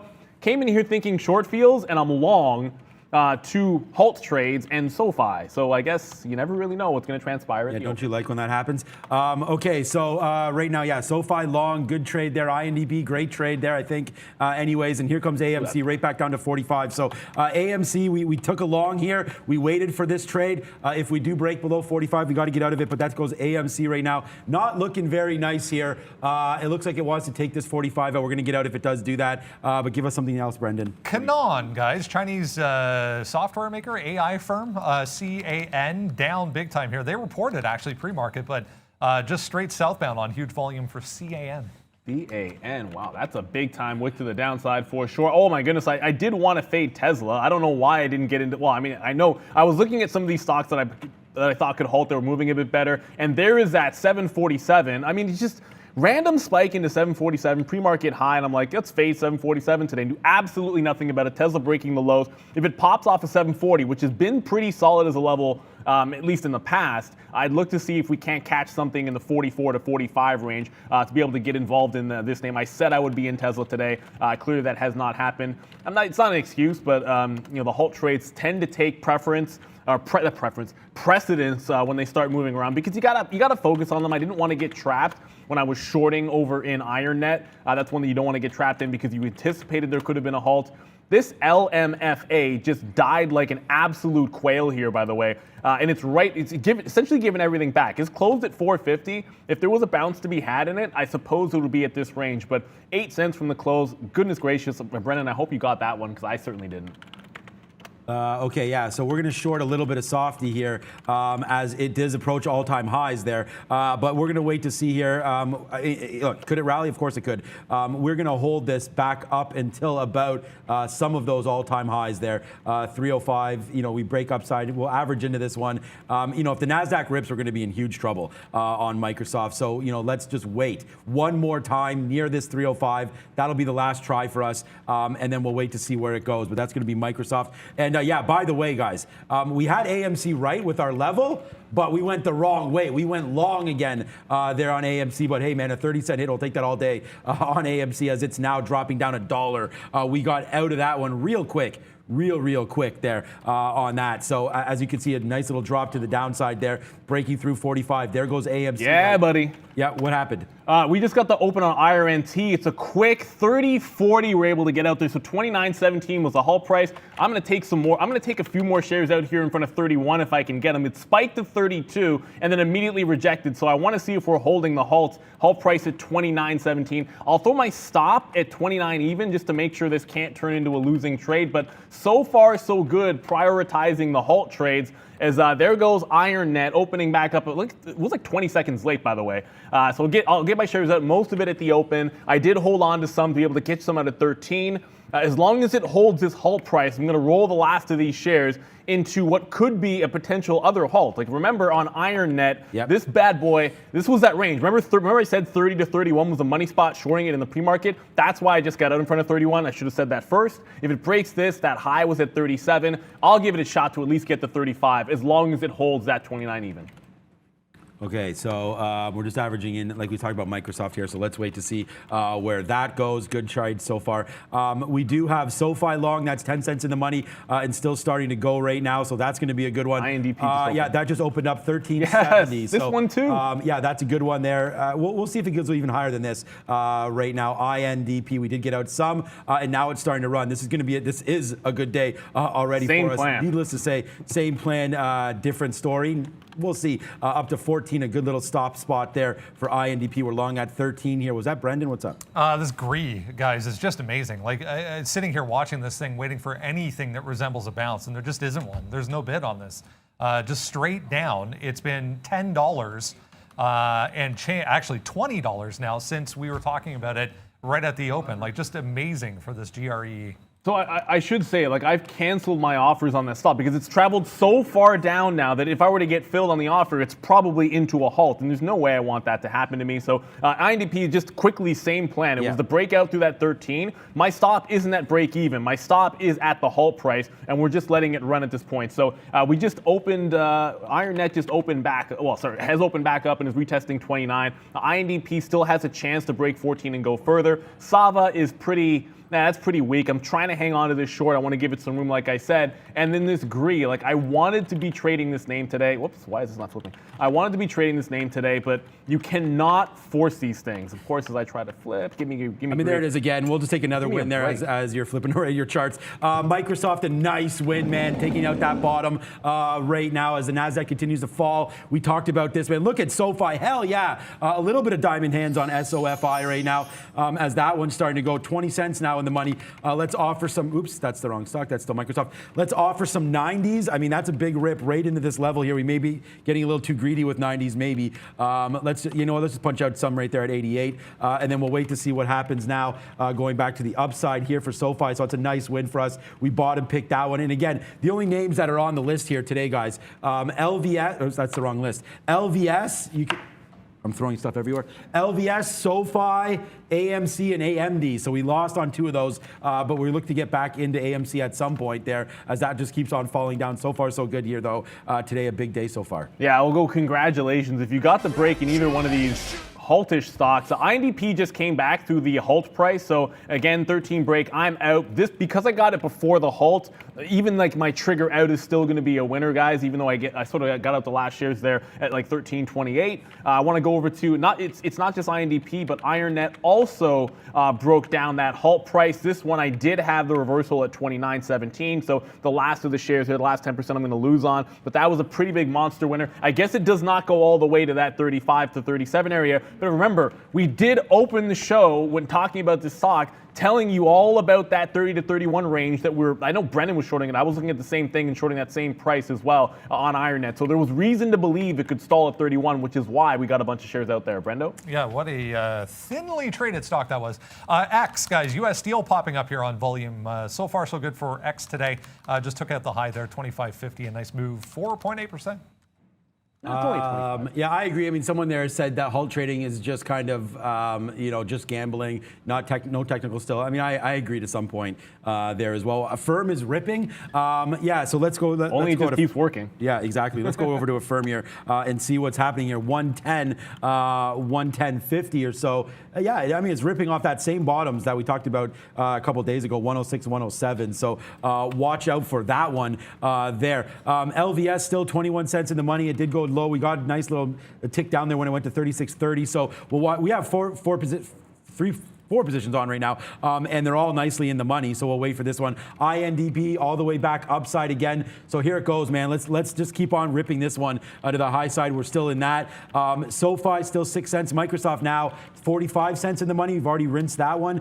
We got out of half there. So let's see if it can continue its downward move. But the NASDAQ, like we said, man, from positive to negative real quick right there. So now we're going to watch out just straight down. This is a 1 minute chart, right? Tick, tick, tick, tick, all the way to the downside. So looks like we may find a bottom here, but who knows? There it goes. Look at this, 14.50 now. The diamond hands are in the building with INDP. Let's just see how far we go up. Well, we have a couple more bullets we can fire off here, but here we go. INDP making moves backside here. I'm not getting out. Let's let this thing halt again. Maybe we'll get it at $50. And of course, that's a joke. Who knows where these things are going? Yeah, I don't know if it's going to $50. I'm looking for the next halt on that one to be able to play it again. Crocs, remember we said it could go to the upside and then give us a chance to fade off of those levels from yesterday. Well, it's getting pretty darn close to that 155, starting to roll into the lower high. This was right at that 155 level. So I'm going to take my first shot at Crocs right in here. Sava's still around that 41, so my average price is now 40.50. Let's see what happens. I want to hang on to that one a little bit. And GREE, it is getting to that time where I might actually find myself into this stock. I mean, at some point,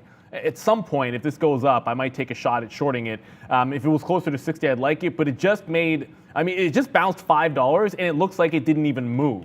To give you an idea of how weak the stock has been. So I'm probably shooting closer to this 56 area where it did have the last little bounce back of about $4 or so. If it gets up into that range, it could be worth a retracement, but Crocs, the next one on the radar. Okay, so LVS, a big move to the upside there, but again, we just took more shares now. So LVS starting to make moves back up. You're seeing the NASDAQ starting to go a little bit here, so watch out. We're waiting for our Microsoft. That's now back to flat. That did go 50 cents there. But LVS, we're trying to find some key levels there as we just take some more shares short off that high right there in the pre-market. So let's wait to see what happens now. But you can see we have a serious price now, 37.28. So that just goes to show you that we were averaging in and out of this one, and now we have a decent price. Let's let this one go to the high side and see where we go now on LVS. I want to hold this all the way back to 39, so this may be a mistake, but hey, this is a casino name that we don't like. Let's see where LVS goes now. Maybe hopefully back down to the downside as our price is 28, so good little average in now. Let's get some out if we get back to 37, and then maybe we retest some of these bottoms, but hey, it's taking off a little bit here, so let's not let our first couple wins get annihilated by this last short here. So 37.28 is our average price. Let's work this one out now. Yeah, I mean, I actually just got in for the first time in LVS. My two shorts were going to be off of yesterday's tops. It was like 38.70 areas and the pre-market highs, so we'll call it like 37.50 as a stop level. And I just got the first one now, but Cassava Sciences will flush that one down the toilet, although I just hit the poo key. So why not? Cassava Sciences breaks the high. It looks like this one is on the jailbreak side, but I'm not convinced. And I'm pretty much never convinced with Sava, so I guess that's just the truth.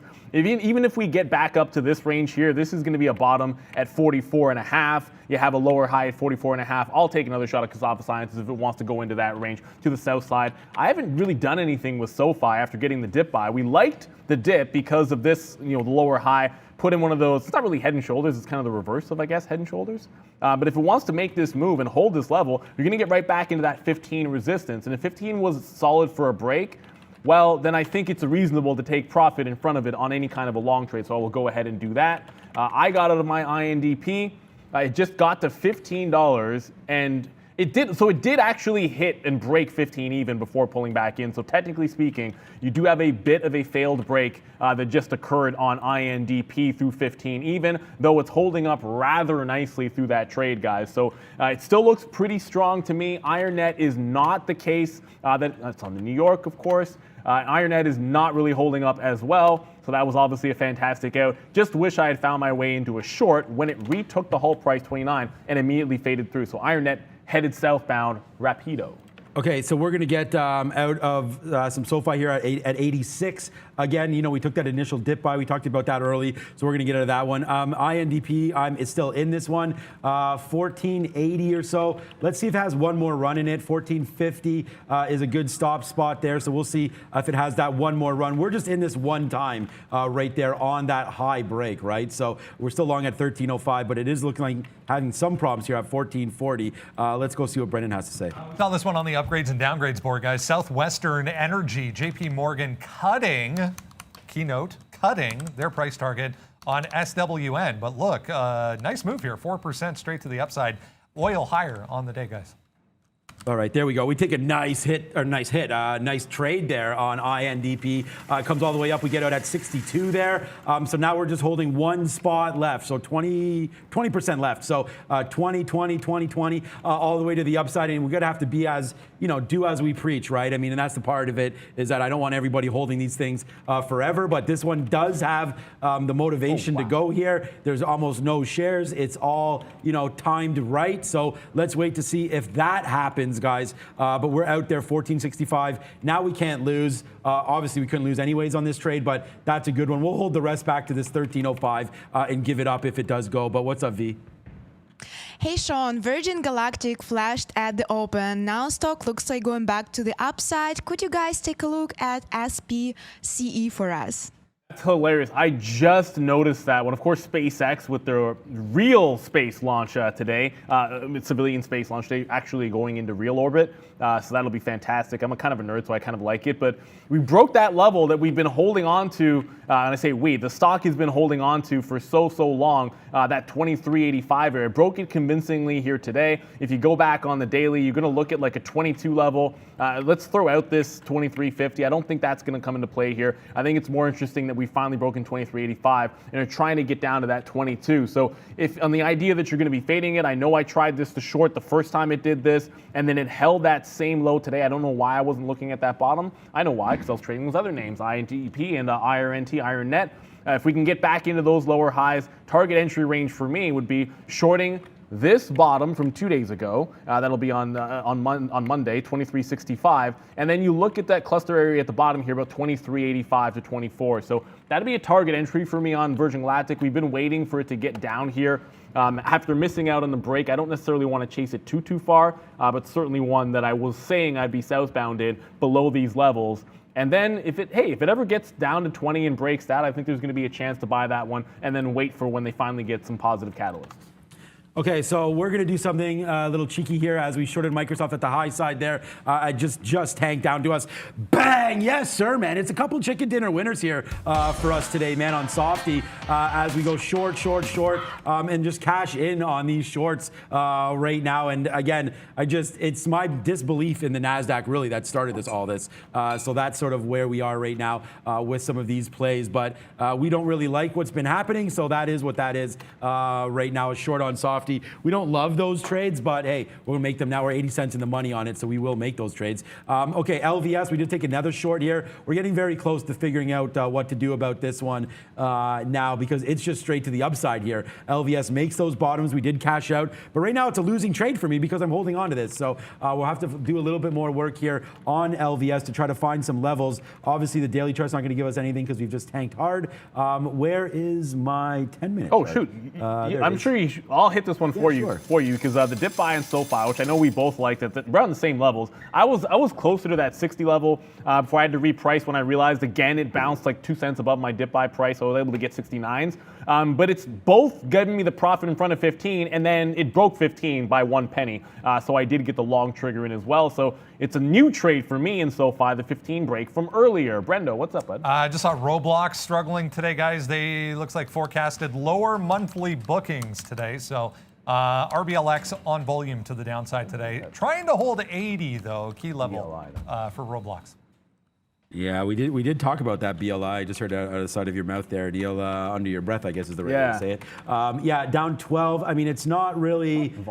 We did get that Scorpion report. It's 1.2 million, and it's kind of bouncing around. So it did flush. Well, I gotta show you this. Did flush hard off the open down to 25 bucks. So somebody did like what I did, liquidated their position there. Not on this name, on QuantumScape, but they liquidated their position, and then now it's right back to the upside. So maybe a possible break here of 30 on this name, but. Again, it doesn't look like it's getting beat down that badly.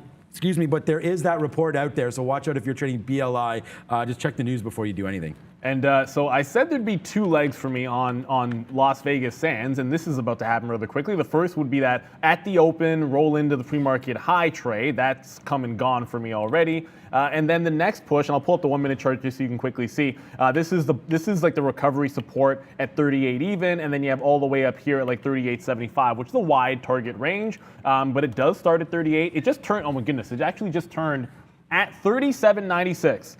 Which is the current high of the day, so maybe I should have started that trade right in front of that 38 instead of waiting for it to break 38. I'll rectify that by getting in front of that offer this time. So got SoFi. I did get that trigger into Virgin Galactic here, and again, I missed the breakdown. Thank you guys, because one of the reasons this is the best community out there is we've been talking about this level on Virgin Galactic for, that day we had literally the same trade, I think, a couple of days ago, Sean, when it actually finally broke that bottom. So to see it break today, it kind of stinks to have missed out on it, but it actually just came right back to 23.65. I got 67s in here.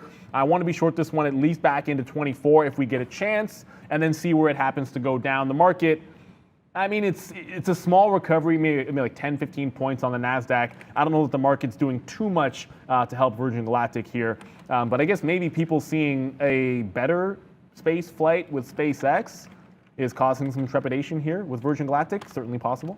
I mean, I was going to, honestly, I don't know what happened. I had a 44.50 break there on AMC to go back long, and I was about to hit the celebration. I look over and I don't have it in my account. So no celebration there, but it's sitting there and as a pending order. I didn't cross up enough pennies, but we did like that off that 44 bottom there. I tried to take the 44.50. So, I did try and we missed it. So that was an in and an out there on AMC. We should have had that. And that would have been, we would have made it all back right there. But just to let you know, we did try that trade right there. And then why did we try it? Again, we did have just 44.50 right here.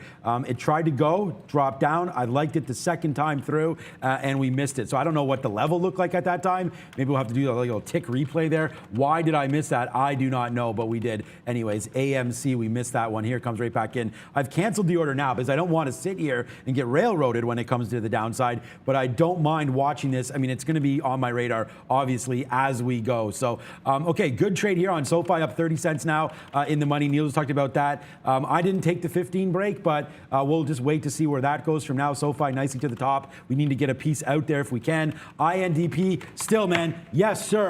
Fly, little one, fly, up to $15.50 right now. This is a $2.50 win on INDP. Obviously, my number one stock here, up to $15.50 there. Good trade. Let's see if it just keeps on going. No idea where the top is on this one, guys. I'm going to hold my last 20%. Yeah, unlike IronNet, it's not like INDP has INDP has any levels to work off of. Thankfully, Virgin Galactic did have one on a pullback. I just trimmed some here at 23.35. It did have a bit of a stall out before making its low, and that was around 23.30. So we get some shares out here in Virgin Galactic. If it pops back up, I'll probably average back in. At this point, probably getting something higher than that 23.75, closer to that 24 even. At least that's going to be the plan. Goodness, it's not even 10 o'clock, and there are a lot of memes and movers here today. And yeah, you're going to see what I did there, because I want to quickly throw it over to the fact that, hey, today, Memes and Movers is only going to 12:30. Trader Pratt and Miss V will be back, and there are a million things moving, and I cannot believe I have not yet mentioned GameStop, which I meant to go to next, because as I saw, Sean, with the big bounce in AMC, GameStop 200 is on the horizon again. If AMC is going to make a wipeout bottom like that, GameStop's going to put in a pre-market high at 199.43. I'll show you quickly what the 15-minute chart's going to look like here. It's tried to get off the hump at that 200. And I tried shorting the stock yesterday at 200. Did not work out for me. The only good thing was being disciplined and getting out of it. Now we close at 199.24. We tried testing up to 200 a couple of times here. It does feel like if AMC is going to make a run and there's going to be some of the meme return, 200 GameStop could be a thing. The volume has yet to pick up. So I wouldn't jump all over this until I see a big volume spike, but we know that can come at any moment. Make sure that's on your radar. Yeah, we still got this one, INDP here, which is a big trade as it's now approaching, guys, a nice little level here of 1650 right now on INDP here. So this one just continues to make money. It continues to run to the upside. So congratulations, anybody that has this, man. Good trade and just rocket ships here on INDP. So good trade moving to the forward here. No idea where to get out. Like I keep saying that, and that's not like because I'm just saying that. I just don't know what we're going to do with this. Go to the daily chart. I don't have anything to talk about with the daily chart. It's just, hello. We just know that it does have, obviously, some abilities to come back to the downside. I just don't know when that's going to be as INDP, tongue twister there, continues to rocket, man. Like $17 maybe? I mean, this is right here. A $4 win on a $13 name. So if you like 40% returns, you may want to get out right now on this name. And then, by the way, LVS as well, starting to crack a lack right now as well. So the diamond hands on this one continues to be true. So it just goes all the way down to 37.28. What the hell? We should have got out some of that one. We're just enamored with our INDP.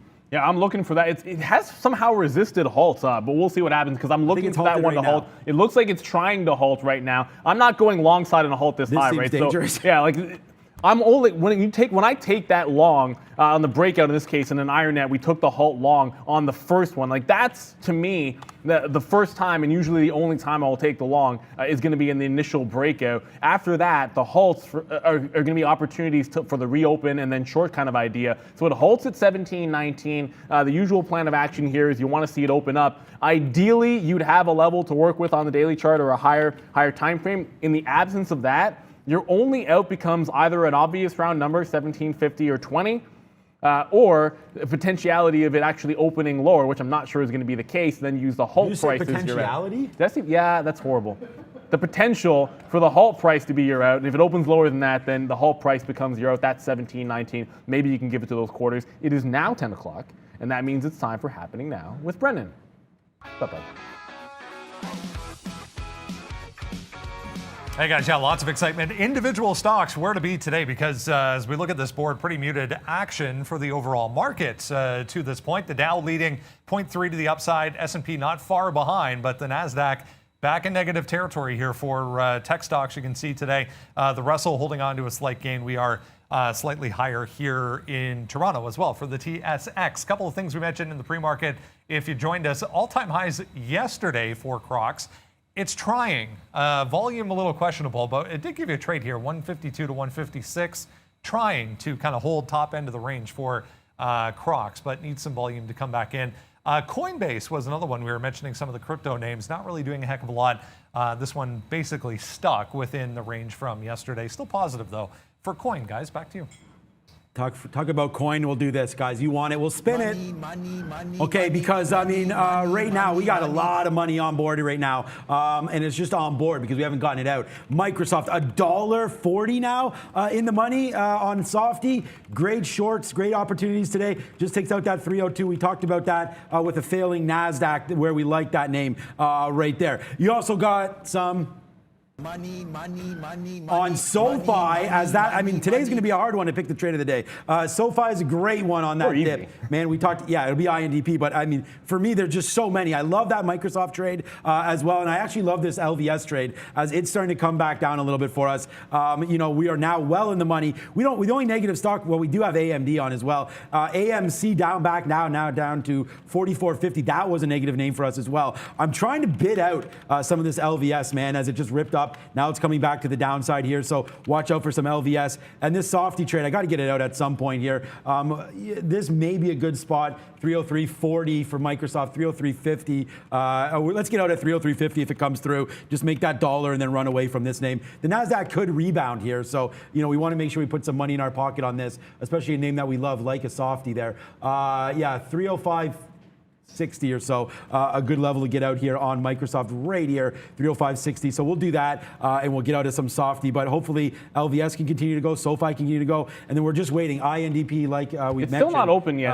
Has halted. I don't think It'll be like 10:04 and change. It'll be open back up. But I want to go to ATER. Thank you, Dominic, for all of your super chats. I know you're all over it during memes and movers. But yeah, ATER gets off the bottom here. There's some squeezes to the upside. Nothing was weaker than this. It was with the potential, I guess, exception of support in yesterday's action. Again, we were all short this name, and you just couldn't find a way to hang on to it, just like support.com.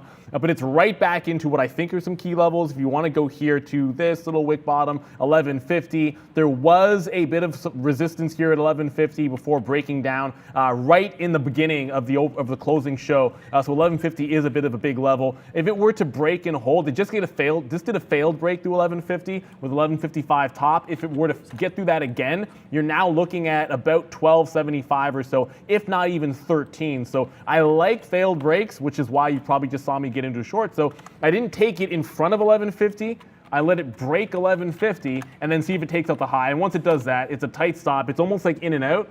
Where I want to see if it can have the volume to go in through this level, and then some longs are going to get stopped out. I take the short. You're only risking about 10 to 15 cents with that setup. But the next level up, guys, is a ways away. Like I said, when you go to that higher time frame, someone just got eaten up on the offer for it looked like about close to 100,000 shares at 50 when they tried to drive it back down. So I'm not sure ATR is done yet. But I don't know. I can't find my way long in this thing after what happened in yesterday's action. So I'm going to wait for that next level up. And SoFi, it's been 2 trades on SoFi. Both the long, it's going to look weird, but the long into 15 on the dip buy, and then the breakout. Both ideas so far working out pretty nicely. But worth remembering, if you go into yesterday's action, that can't pull over for some reason. I'll go to the 15-minute chart. There is a lot of chop, 1550 to 1520. I want to get some shares out in front of that, and then 1535 would be the next high up. Okay, and yeah, we're doing this something very, very similar. Okay, so INDP does actually fade back out now, so we'll see where it goes. The IPO, the open, did it open at 19? No, it didn't. It must have opened. It opened right at 17. Right. Okay, that's what I thought. So right at the I don't know if someone wicked that up there at 19 bucks there. That doesn't make sense. But there we go. Nice little move to the upside now. If it can take out 17, there we go. Let's see where we go, man. This is still a $4 winner for us. But you know, it's getting a little spicy right now. So let's see if it wants to take this level out one more time. 1650. We're going to get out of this one. If it takes out 16, guys, we'll be out of INDP.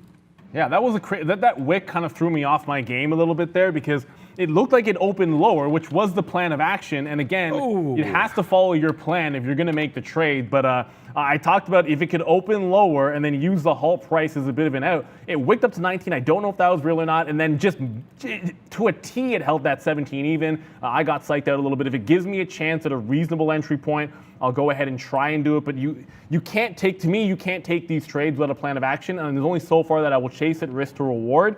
And that is about right here in the 16.5 midpoint area, which is essentially where I'm sitting now, just around the 16.59 area. If I can get that short, fine. That fits into my parameters of risking 50 plus slippage. I just got the fill in there at 59, like I just told you guys. My stop goes right in just above that 17 high. It was a 17.19 close. I give it to that quarter mark. Otherwise, let's see if it can't retrace. The initial break top was 15 even. And then from there, you have the halt price, which is 13.50, which is also VWAP, and that dip price there. Those are your bigger targets. There was a cluster at 15.50, which also makes some sense for some profit taking $1 lower. Yeah, I don't have any shorts, so I'm going to try to find out right now how much they're going to cost. But I do definitely like a 17 break. I mean, we talked about that as well. There, yeah, it's unavailable right now on our system there. Thank you so much, Noah there, for 50 bucks. Brendan, you shorting WTI there. So he wants to know why the spike. What's Wednesday, isn't it? Yeah, so there's inventory levels coming out there on WTI. So Brendan, if you can look at the chat here, you'd like to know a little bit more about WTI. So I guess he means West Texas crude there. So we'll find out about what's going on with oil. Brennan will get that. Thank you so much, Noah. That means a lot to us, obviously. I don't know if I would have. I mean, here's INDP. I just tried again. It's unavailable, so I can't short it. So I am out though on that 16.50 break. So we did get out there for $3.50 win. So yeah, we're cashing in quite large now on that name. So we're really happy with the way that's moving. And then we did get a beautiful bottom wick there there. We put a bid right here at the previous peak,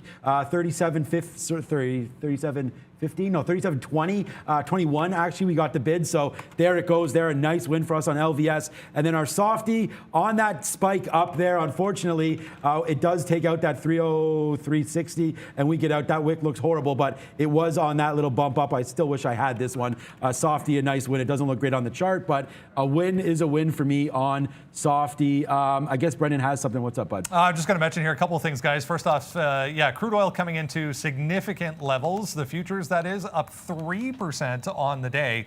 We were higher. It just came back below 72 there for the contract. It is Wednesday, but it's 10:30, guys. Inventory's at 10:30 today for crude, so a heads up there.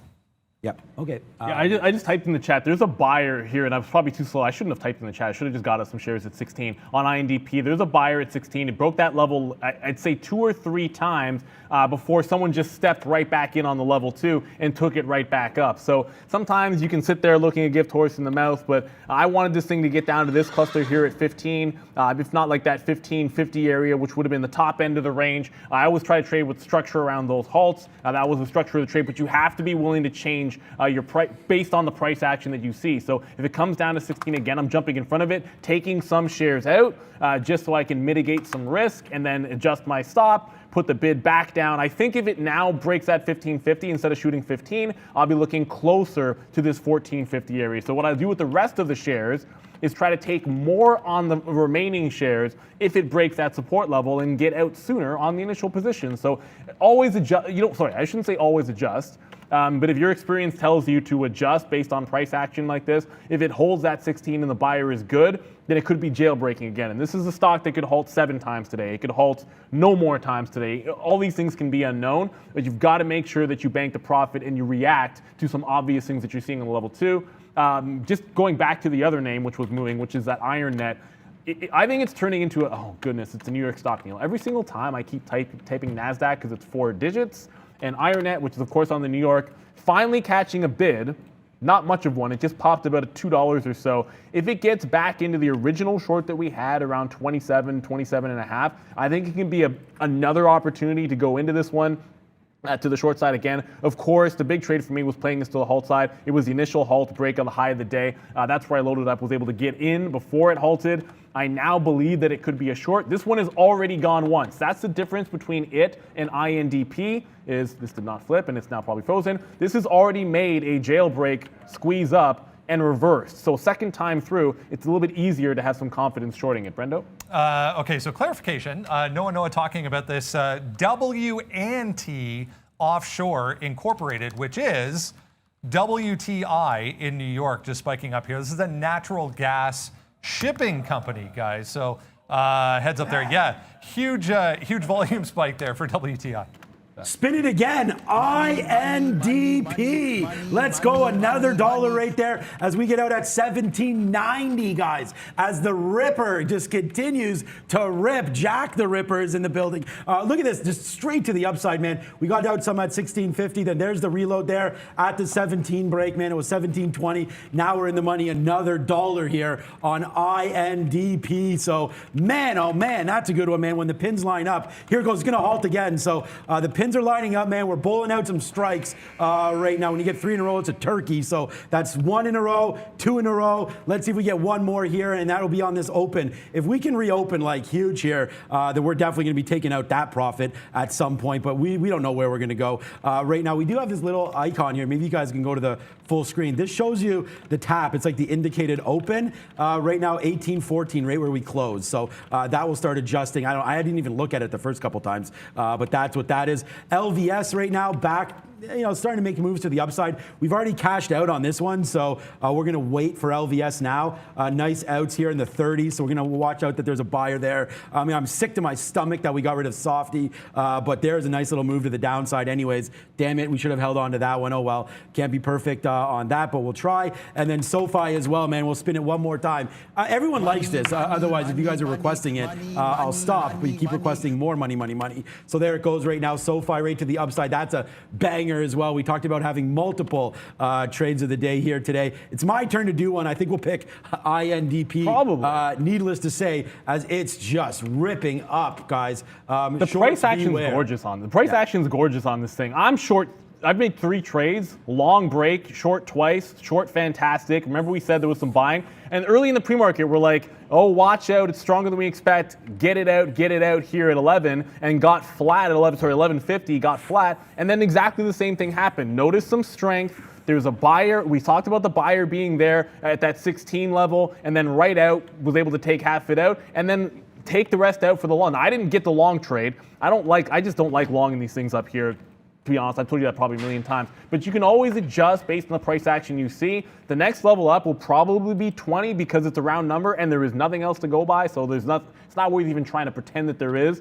I do want to get back over to there's other stocks that are moving. And while all this was going on, this is embarrassing. Virgin Galactic at this entry point that we had at 23.67, which is that 65 area, it just bounced off of 23.20. Came right back. This is the top wick at exactly my entry price from before. That's me not reloading into it because I was a bit distracted and now retesting the bottom. I'm going to cover at 20 in front of 23 if we get a chance because the 23 break can also be on in Virgin Galactic. And I might as well just take the breakdown at 23 even, guys. So Virgin Galactic, we're going to get out if it gives us another chance to play inside of this range. The short trade has been good. I know there's been bigger fish to fry, but when the halt stocks are going, you are right that if you're trading them to focus on them and not have as many symbols. This always happens, probably to the chagrin of you miss out on some other opportunities. Virgin Galactic was a great short on that pop. I didn't get any more. Everyone's saying look at Crocs. Crocs is my loser in the day here because I did take a shot at it to the. Oh, really? Really, Crocs? Really? I'm not top wick. That's about the only thing good I can say about Crocs. I did try shorting into that move. It didn't get to the absolute high from yesterday, but it does finally do the reversal. Yeah. So look, call a call. It doesn't matter what the call is. Trades are executions, right? So you can have the call that it's going to be a short off of the lower high, and it ends up being short off the lower high, but you had to let it break that lower high and test, right? So maybe it has something to do with the fact the stock is so light in pre-market volume. It hasn't even hit 1 million. Actually, no. Check that. It hasn't even done 1 million shares. It's done 9,000 shares before the open. When a stock is that thin, then you shouldn't have a stop at a random even dollar level. So the fact that I had a stop at 155 is quite frankly stupid on a stock like this. Like if you're not taking this short unless you're willing to give it some room off at the top if you're shorting off of this lower high. That's just the reality. So whether you give it 30x% or 50x%, whatever you have to do to ensure that that level has been violated and broken so that you can hold on to your trade. And if you don't do that, then it doesn't matter what call you've made because the call is stock is going in a direction. A trade is stock is doing X before it does Y. End of story, right? So that trade was not good for me, even though the call was pretty solid. Yeah, I mean, you got to analyze all risks aspects there, and unfortunately, I misanalyzed Microsoft. I thought the Nasdaq may be bouncing there, but obviously, the complete opposite, man. I mean, look, we're out there. I mean, Microsoft's a good trade for me. It's just it would be smoking good if we had still had it. We will watch INDP when it starts to open back up again.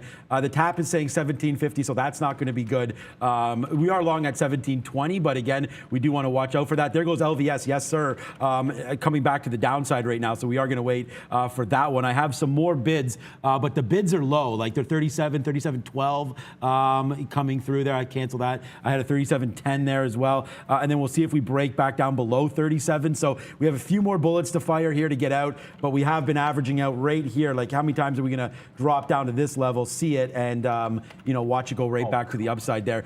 So here we go. So INDP is open, and it does. The tap is right there. We're going to get out if it breaks below 17, guys. Yeah. So anyways, the theoretical auction price is what we're talking about. If we say tap, that's what we mean. And sometimes it'll tell you where it looks like it's going to open. It does open below the halt price for now. It's trying to get back above it. It did wick above very briefly, so I want to see it test 1825 or so before I would jump in.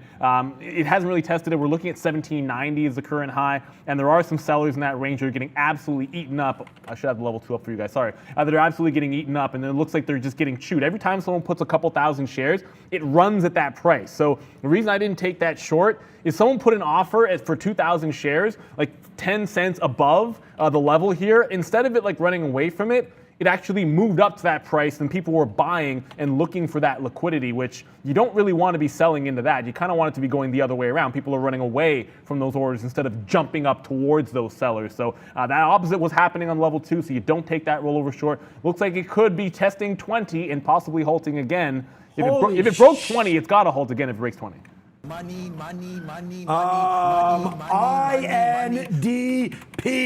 What else do we have to say about that one? Up to 20 bucks, guys. This is a big. I mean, my first long's 12 bucks. So you like 100% returns? Maybe you wait for 24, but I'm pretty happy right now. This one all the way up to $20.50, man. Still ripping. Like, what are we even going to do with this name? Big time movement to the upside here. And we are just paying the bills today on one name, let alone all the other big ones that we have, but upside big time movement here on INDP. Wow, is all we can say about that one, and we're still making some moves upside now. We'll see if it takes out that 20.50, but wow, $19. I mean, who knows where this thing's going to go from now? Are there any sellers? It doesn't look like it. INDP, Brendan. Big time movements on this one. Now another $3, man. How much have we even taken out of this name? INDP continues to be the shining star today, and we'll fire off some hot dogs there as we go. Let's go over to Brendan. What a big day this has been, bud. Yeah, pretty impressive. 2.3 million share float, guys. Remember that on INDP. So a bit of a squeeze happening. Let's talk ATER. I mentioned this right before the open. I highlighted this 11:30, 11:40 area was the last stop on the way down yesterday afternoon. I talked about how big of a move that was, but did give you an opportunity. It was very, very thin right off the open. Worth noting. Very whippy.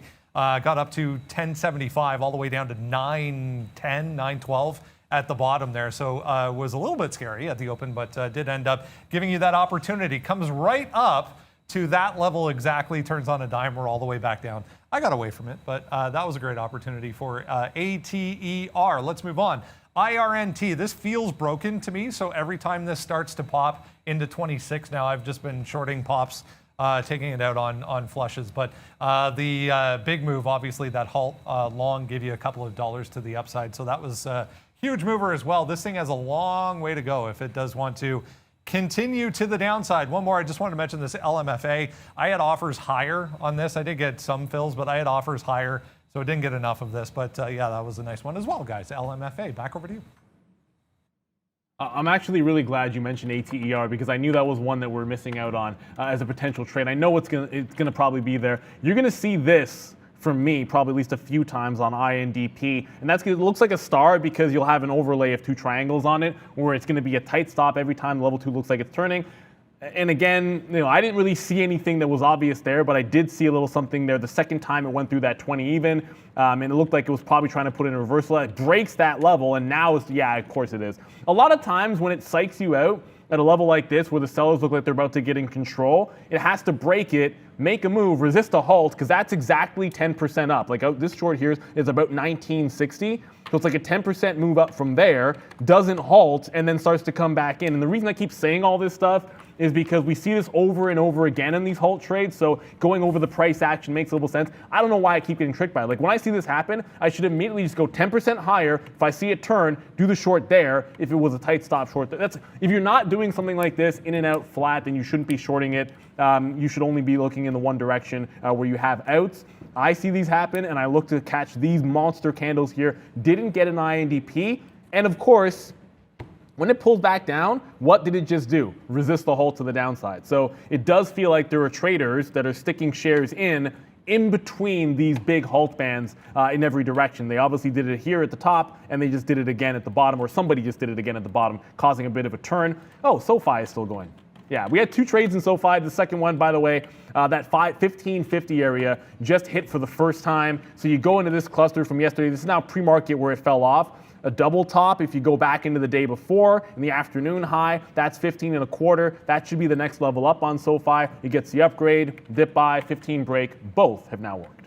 Yeah, still unavailable INDP, and then we just got out at the very top, guys. We got out at 21 right there. I mean, the very top 21.70, but that's our out right there at 20.80, like a glove here today. I mean, that was for me, a great opportunity to make some money there, and I'm glad we were able to do that. So that's a good one. So there it is, INDB. The money maker of the day for me, that's for sure, as that one keeps on going. And then SoFi, Neil just talked about that, but you were still ripping ripping, I don't know. But if you wanted to, follow on Twitter if you can, because these are all the names that we put up here today. And again, I wish I had INDB on here, but I don't. LVS to the short, SoFi to the long, AMC 45 support, that did not hold. We'll look at that in a minute, and then we'll look at AMD again. But there it is, man. It looks like it's going to win one more time, the sticky note here, as we go. Look, we've just been getting out more and more and more here of LVS. So, I mean, whether or not this is going to go up or down, I don't know, but it's still a positive stock for us today.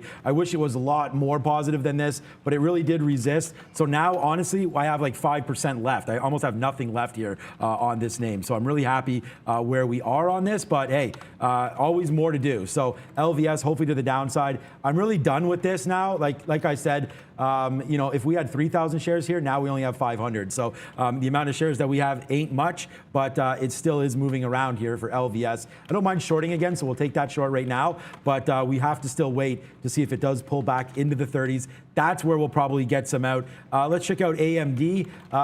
So we danced around with the long here a little bit. We were able to take some profit, but then it dipped down, and now you're seeing with the NASDAQ making these moves. I like these bottoms. Let's try AMD one more time off of these bottoms right here. Absolutely, and then just to go back, I mean, Virgin Galactic's still kind of moving around here. It just tested higher. Now, there's just no chance.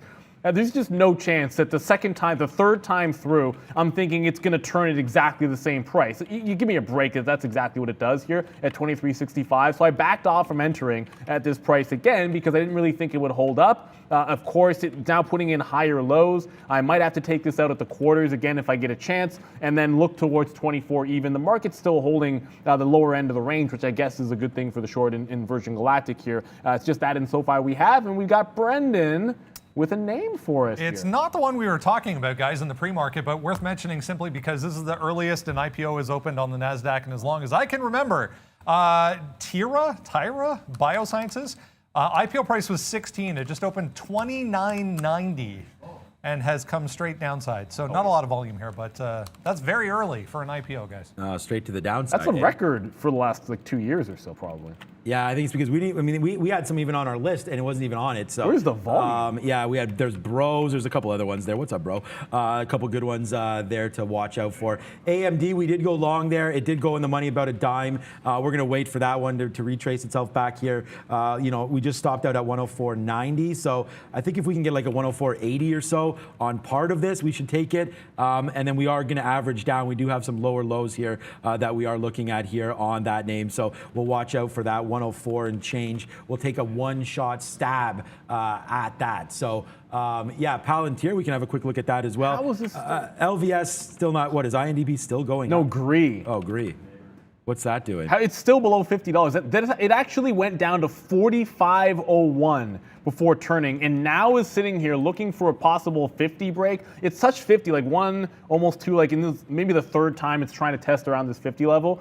I mean, it just seems like sacrilegious or insane to go long this stock, but I mean, insanity is insanity. 45 is the absolute bottom. The volume would need to probably pick up here going into that 50 level, and I would be very careful trading this because I think if it ever broke one of these levels into the upside, you could halt on this bad boy pretty easily just because of the lack of liquidity that's going on here. So the former support, now greenage, it got chopped in half from pre-market highs, has made a bit of a bottom at 45 even, so 50 does look like it could be a bit of a level. You're getting stall outs at least a little bit on INDP. It's starting to now, I guess, gear back into the upside. So you have like the biggest parabolic move on the last reopen, and then it resists the halt there at 65, which is right about $2 or 10% from where I was in it last time. If it cannot break through that high again, it could get pretty interesting. For those saying, how can I short it? It's because I put my request in multiple times really, really early to finally get them eventually. And they were unavailable most of the morning. We were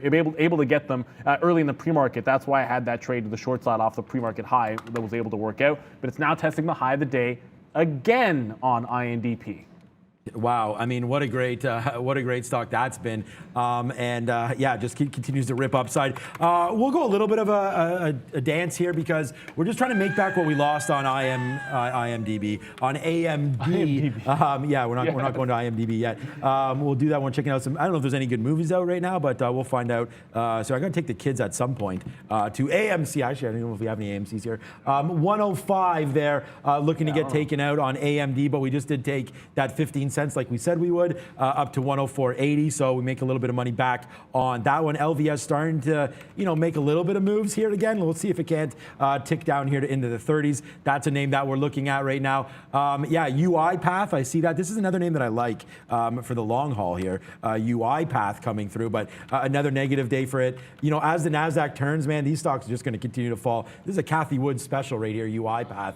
Microsoft to the downside. Palantir, like you want to talk about a name that I don't know if Kathy Woods is early or late on this one, but I have 9s in my account, plus more we've averaged into this. But Palantir today, look, strong all day, man, all day. Palantir for the win. Just continues to make moves to the upside. I don't know too many better names for longer term spot than Palantir. This is one of my secret names that we're waiting for this to Palantir investor hat I have right here. This is a name that I would like for it to drop. If the market does ever drop down, I'm buying a hell of a lot more of this one. And look at SoFi, by the way. It's just one of those today. All we're doing is printing that cash on SoFi. 50 cents now in the money. This was a dip buy idea that obviously we believed in, but not enough, because I'd love to have way more on board than we do now. What's up, Bren? A little pharmaceutical company. I saw this one earlier, but just popping up again on a volume spike. Ampio Pharmaceuticals. They had positive data on one of their studies out this morning. Huge volume just came in there at day highs. 23% for AMP.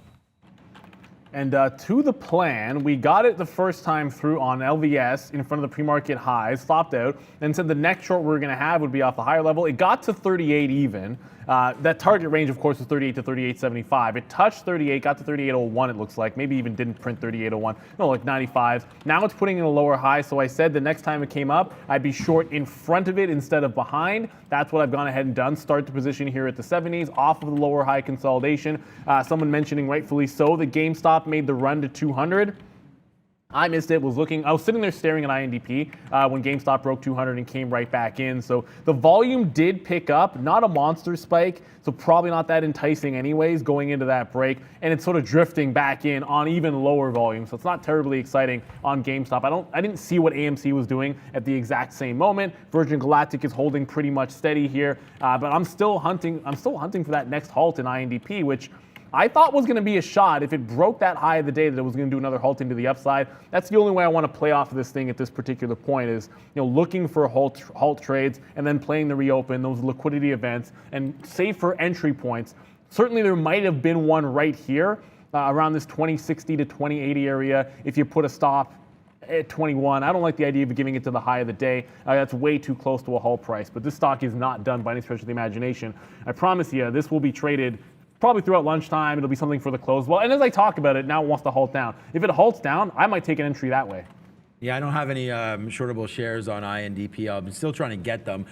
Pretty happy with our out though, like $21 there off 17. So I mean, right here, $12. Our best out on the $12 one is 16. So that's $4.50. And then we took a 17 long and made 3 back right there. So that's another $3. So I don't know what it shows at the bottom. Oh, here it goes. It's doing it right now. What we're up on some of these names, but you can see here, big time trading today for us here on INDP. Okay, AMD, I do want to get some out at 105 if we get a chance. So that's going to be my next target right there. And then LVS, man, we're just letting that one run a little bit here. See where we go on LVS. But we are short that name, and we're short at a pretty good price, 74. We've already cashed out. This is going to be a winning stock for me, but we do test one more time. It looks like 38 coming soon. So we'll have to watch out for that. But what you got for us, Brendo? All right, now there could potentially be a spike here in crude oil, guys. Larger drawdown for crude there at 10:30. 6.4 million versus 3.5 expected. So heads up on oil and energy market and energy stocks as well. It's 10:30, as we said. Let's get a check on how things are shaping up over in Europe. Brad is happy, I can hear, Miss V. What's up? Hey Brandon, European markets are mostly negative. Swedish Match trading in Stockholm is up more than 4% after announcing plans to spin off its tobacco business to shareholders. Back to you. Yeah, nice bounce back day, it would appear. I mean, we're struggling, but still some positivity, guys. So please tell me somebody got 50, or I don't know if you got the bottom pick, but if you got the 50 break on GRI, shout it out, because that looks like it's working pretty fantastically. Someone asked me how much am I giving that LVS trade. I haven't even added to it, which I'm giving myself two places to add, once in front of that 38, and even if it breaks, I want to try to add on a failed break above it if it wants to do that. GRI, if Greenidge gets through this, and it looks like it's about to go through 55, I think it could halt on the way up, like I said, probably at least half a dozen times today. But remember that 60 level where it flushed at the open. It was both a wall into the open, sort of going into the open, and then right at the open, there was a wall as it tried to get up through that price. You got to look to that being some resistance. I'll be looking to short Greenidge. We paid, for the lack of liquidity, we paid 6 cents a share to short this stock, which has put in, since the open, about a $15 range, and since early in the pre-market, a $45 range. So if it breaks 55, having missed out on the 50 buy that we were just talking about, let's look at 60 for some resistance. That's where I'd like to be able to short it. ATER, which is another name that I didn't want to get too far away from there. Yes, SoFi has broken the quarters. Next level up is 1535. I think that's a good profit-taking area as well. ATER, which I did try short at the top. Yep. And again, like Crocs, probably should have given it more room. Did not. It fades all the way back into 10. I don't know if there's a weaker stock Greenidge support from yesterday. ATR was the other one. Probably should have just hung on to that one, just said forget about it. Got to give it an extra 20 pennies or so. But ATR dying another death as we see. We are in that LVS for the second time. It's not really showing any give me a break. Flip.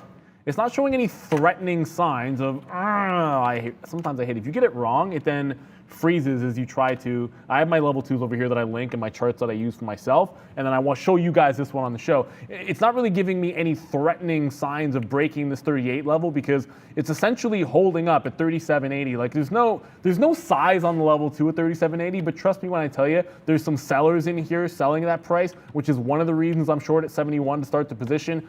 But I'd let it break that. I'd let it test 38. I don't think you're wrong in this thing until it tests significantly higher than that 38 level. So unlike Crocs, I will definitely be giving this one some more room. GSAT. Yeah, we can watch out some GSAT. INDP, how high could it possibly go? I have no idea. We're already out of that one to answer some questions there. SoFi just continues, man, to be a hot dog cannon here. Up, nicely done to the upside there on SoFi. And we still hold that 60, 70 cents in the money now on that one. And then check out AMD as well, man. We'll go with this one. Bang with AMD as we just picked up that bottom there at 104 and change. We're just making the money back that we already lost. But good trade here, leveled out, and now we'll wait to see if we get going here again on this name. It looks like the NASDAQ started to turn a little bit there. I heard we're ready for Brendan, so let's throw it over. Just double checking on Ride, guys. We mentioned that news on Workhorse and USPS, but Lordstown making a move here today, trying to get above some highs. 7% so far for Ride. What? Yeah. Wow, Randy's all over that one. He's like, yeah, Lordstown. I mean, I don't know if Are we fans of Lordstown, Randy? That's what I'd like to know, because usually we're not gigantic fans of Lordstown price action-wise. But this is look, it's a 50 period. It's a break of this level here. There we go, finally. Breaking back if you go back to May lows, breaking out from this 7 even, or at least testing that 7 even. So throw out the 50 period and sort of hunting on that 7 even where it just turned around, because you just saw that on the daily. It's already rejected it once, which does set up for maybe a potential breakout if somehow it maintains this. I don't know if that's going to be the case. If it tests and consolidates maybe around 9 to 95, it might be worth a bit of a short trade. Someone was asking how far can INDP go? I think the right answer certainly was the no, but it has shown at least some signs. Like a lot of times when you get okay, we're not halting anymore, we've had our last halt, it made a top off of this, and we're no longer halting into the upside, this is sort of like your put up or shut up moment, where if it does not break this last halt price was 18, but the bottom of that move was right here, that's previous halt price is 17.29. If that holds throughout the afternoon, it's probably taken out the top. It gets below that price and not even that 16. It gets below that 17. I think that's when it turns into a bit of a selling opportunity. Inside the middle, that is the whip zone that I want absolutely no part of. So you'll see me back off from INDP, focus on LVS, Virgin Galactic, which I know I'm neglecting a little bit, SoFi, and that greenage. It does break 55. I thought 60 would get tested. No, it was a failed break at 55. Couldn't even get through 56 and is going down again. So back down to 51.70. This thing just can't seem to sustain a move into the upside relative to what you would think based on its liquidity, that it could just be a jailbreak to the upside. Just can't seem to do it, guys. I wanted 60s. I guess if we're going to hold 56 here, I'm probably going to be shorting 55 on any kind of a pop using the high of the day as my out, which, not the high of the day, the high since the open, which would be 56 even. So I'd give that one $1 if it comes back to 55. Greenage getting crushed again. Yeah, so Focus Universal now, FCUV. We've talked about this over and over again on the show as AMD 50 cents now in the money and still trying to make moves here. FCUV, so it's halted. This used to be a halt. I mean, couple days ago, this was a halt fest kind of stock. So you got to look back at your 10-minute chart. It's just been falling for a very, very long time, including yesterday, all yesterday afternoon, from 13 bucks. I guess this is all yesterday, basically,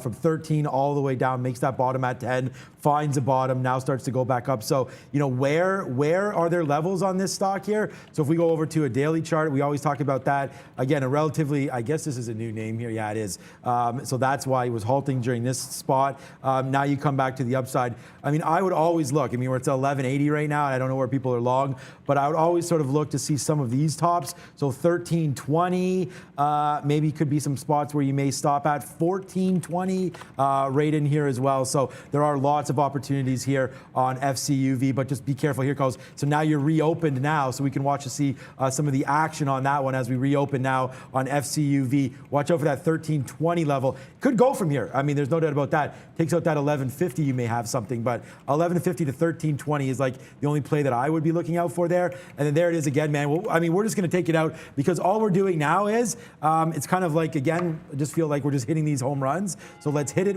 Bang, one more time. And then now all we're doing is just celebrating every single tick down on LVS. Well, we have the short. We're waiting for this to fall down even more. But hey, we're just going to keep emptying out this clip here on LVS. No, I mean, we're still waiting. Now I'm going to wait now. And how many times have we seen this bounce right here off 60? So we'll take that out right there. And then now we'll see if we can bounce back down here to 37.28 or so. But that's where I'm looking here for LVS, 37.30-ish. And just to go back over to SoFi, because I don't want to get too far away from this, we like the dip buy, and I'll show you the price on the 15-minute chart because that's what we're going off of here, instead of always going to the 1 minute, which wasn't what the trade was based off of. But you look at this dip, it was into that 65 area from a couple of days ago. It also held up in the afternoon, that price. We had the 15 break. That's why we got out in front of 15, got back long in front of 15. We had this 15 area of price acceptance before it fell. That was the first out. We then said 15.35 was the next top. That's from here. You have consolidation, fall down. Notice the patterns are just so obvious here. And where does it turn? 15.35. So now that it's rejected 15.35, I'm going to give it a trail. If it breaks back below this 15.15, I'm out. Otherwise, I want to hold through a break of 15.35. So once it rejects that level, I don't think I want to be giving up the profit. The market's trying to get back into the upside, which could be helping this trade. I have no idea. We'll certainly find out. If it breaks 35, obvious level. I mean, this is 15.55 up here, 15.50 to 15.55. That's where I'd like to see if this thing can go. So 15 cents in either direction from that 15.35. We're going to trail it down and see if we can't get the pop into the upside. Yeah, GameStop after the volume wasn't good enough for me to like that 200 break.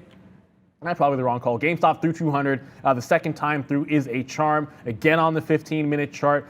It rejected pretty hard up here around 207, 208. So be caution if it gets down to that, or gets up to that price, I should say. I'd be looking for a fade anywhere in front of that 210 area, guys.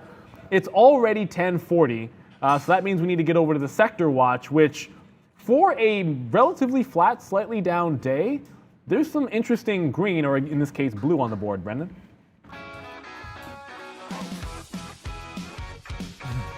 Yeah, a bit of a chop fest so far for the market overall. Positivity we'll talk about, but we are actually positive on the S&P for the moment. Anyways, all about energy stocks, guys. We had that big move pre-market, and then again a little bit of follow through here off that oil number, but energy stocks to the upside. 3% we saw, or above 3% at one point anyways, for oil. So those are benefiting. Here's all the casinos once again offsetting Wynn, the worst off, 7% to the downside today for Wynn. MGM, LVS here as well. Hilton also suffering a little bit. Starbucks also under pressure today. 4% for Starbucks to the downside today. Everything else pretty muted. There's a few. EA had some news about some delays as far as their one of their games, I recall, in the pre-markets, down 5%. LYV here as well. Enphase, QCOM, AMAT, Skyworks, all pressuring the semiconductor group. Overall, tech stocks pretty flat on the day, but outside of energy stocks, it looks like materials are positive as well. Pretty muted, as we said. We're basically flat, guys. Back over to you. Thank you very much there, Brendan. And of course, not flat is GREE, as GREE just does that thing that it does where it falls. And that, of course, is Greenidge, formerly support. So it turns around at 55. I thought it'd be a lower high to short. There was not, because it's only going in one way, and that one way is down. Now, LVS, Las Vegas Sands, you just mentioned the casino names there. It's starting to roll over. Now, the original short was off the pre-market highs, 37.25. That ends up being support. At least recent support. So if it gets down there close to VWAP, I'll probably take some out and then try and rinse and repeat in this range. I've seen this setup before, and if it does not break the top, usually you're going to get a capitulation. But might as well play the range as we're getting into that lunch, or close enough to that lunchtime where you can rinse and repeat and play range-bound trading. Speaking of range-bound trading, ATER is doing a little bit of that as well, way into the downside here. If this were to break and hold below like 990, it looks like a breakdown short. ATER is obviously short sell restricted, not down 10% today, but yeah, it got absolutely crushed yesterday, so it's SSR. Still going to try and catch a 990 break here. I think it's just worth it, given how weak the stock has been. Let's see if it can't go even further. So looking at a 990 break now on ATER. Yeah. LVS, so I'm bidding in the 40. There it is. Okay, I was just going to say I'm bidding in the 40, so we just got 45s there. Out on LVS a little bit. And yeah, this is just a rinse and repeat name for me. All we're doing is stacking up that cash right now on these names. So good trade there on LVS.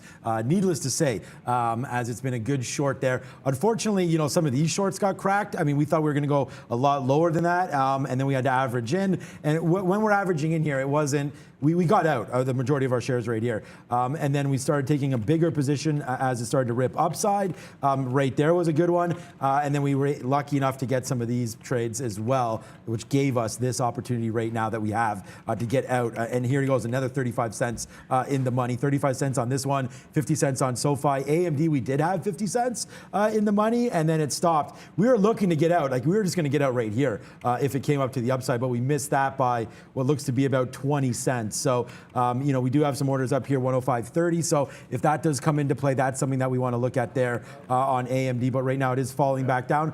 I am buying some of these dips. So if AMD can come down to 104 and change, that's what we're going to do. Let's go check out one more time INDP. I'm happy because it looks like I have you know, what's going to look like a decent out for now. So I'm happy with that. I'm going to look back and probably be sad on that out, but let's see if it takes out any more eyes. I have no idea. And then FCUV, I should have hit that 1150 because it did go to 1280 there. It hasn't halted since, but now it's just bouncing around. So I don't think you need to play this for halts anymore unless you really do take out that 13 level. But that's not a surprise, man. We talked about where this would stop, and I said 1320 it may stop. It stopped at 1290, so, or 1280 there. So not horrible at all, but you know, that's a name that you got to watch out for. And I'm glad that we do this on the show with you. Go back at some of these levels, teach you guys how to maybe stay out of some trouble in case you get into some.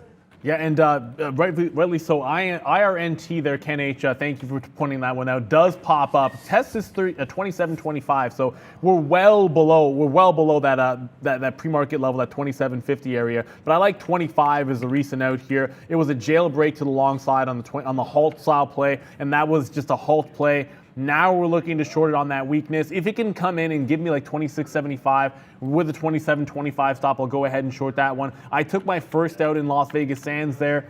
Whoops, it's on New York. We said we would get some out inside of the range, and this was that bottom here at 37.30, so it does tick that. Decent chance it could break 37.20, get a jump on the offer, and just rinse and repeat every single chance we get. There is a seller at 37.84 short, so if it pops up, I want to be short that name. INDP is really, really slowing down. So two things are happening. GREE just got back above 50, so watch out there. And then INDP, which I don't want to get too far away from, but you don't want to overtrade it. It threatened to get back below that halt price at 17.19 and then immediately bounced back and held 20. So inside of the range, I want no part of it. It's looking like it might want to crack to the downside, which you know ATER has already done. I did get that literally seconds after I said if 990 breaks and take the short. I got the 86 short a couple of seconds after that. It got about to 70. I'm bidding in front of the low of the day. If it tags that, I'm probably just going to hang on to the rest to see if it can't test the low. If you do not remember what has happened to ATER the last couple of sessions, this is double top at 19. This is the capitulation or a woodshed that happened in yesterday's action. This is the area that we're now shorting. You go right back into, I guess this is the 9th. This 965 area was a bit of a support level, which, below there, the floodgates open up to about 9 even. That's what I'd love to see happen, clearly, as I am short. Brendo, what's up, bud? Uranium Royalty Corporation just popping up here. Looks like they came out with some results, 3,000 pounds recently added. So heads up here, UROI, just moving on volume here, coming up to $5. All-time highs for that one, guys. So LVS just continues to make that money. I know Neil just talked about it, but yeah, I mean, this is going to be a good trade for me, man. We've had 22 trades on this today, so a big successful day for me on this name. As you guys can see, LVS still to the downside, and I don't feel bad because we did tweet this out. And some of the sells that I've been making lately. Where's my pen? I don't even know. Some of the sells I've been making lately have been pretty good, including Apple. And we got out of this at 150, 150 or 150, 180, whatever it was that one day. And I just didn't like this action right here when they lost. It didn't even really lose, but when that court battle. The judge ruled with them in Epic Games, which of course is Fortnite, and then you do have this pullback right back into the 50-period moving average. Like the last time we did that, there isn't even a time. You got to go back to June. Well, I mean, June's not that far, but there is no real pullback. It actually is right here is the last time we pulled back. So back into May. So I think we did pretty good getting out here on Apple. I do want to reload. I did talk about getting some in and around here. So the last time we cracked the 50-period moving average, okay, so SoFi is still 50 cents in the money. That's good. Last time we cracked the 50-period moving average was 127, and we went down to 122. So that's $5 on 120. So now that you're up to 148, you drop down that $5 and give it a little bit better than that. 144, 142, I think is a good spot to start dipping back in to Sir Apple. But, if it gets down there, then you may have this level break, which is 142. So I'll probably hold off on pulling the trigger on Apple, but we will wait to see what does happen. 142, definitely take some shares there. And then if it drops back down, we'll get ready to reload it back on the upside. But I still do love Apple for a long. I think there's so many tailwinds with this stock. But again, all-time highs, generally that's happened to Apple, where we've hit all-time highs and come back. This time it hits it there, comes back a little bit, hits it here, comes up. I mean, every time we're back a little bit, but right there, now we're on news. So Apple to the downside here, and a good call by getting out of that. Microsoft a little bit opposite though, because we did get out yesterday. I just checked my price, $299.80. We got out of some softy yesterday, and then you're seeing on the daily chart, it's right back to the highs because we did talk $60 billion in buyback and an 11% increase on their dividend. And they just got news from Wells Fargo that Wells Fargo is going to be moving some of their public data, some of their data, to the public cloud with Microsoft. So there you go right now, Microsoft and Wells Fargo coming up with a plan. And just got that IronNet, giving it to 27.25, like I mentioned, but AMC bouncing into the upside here.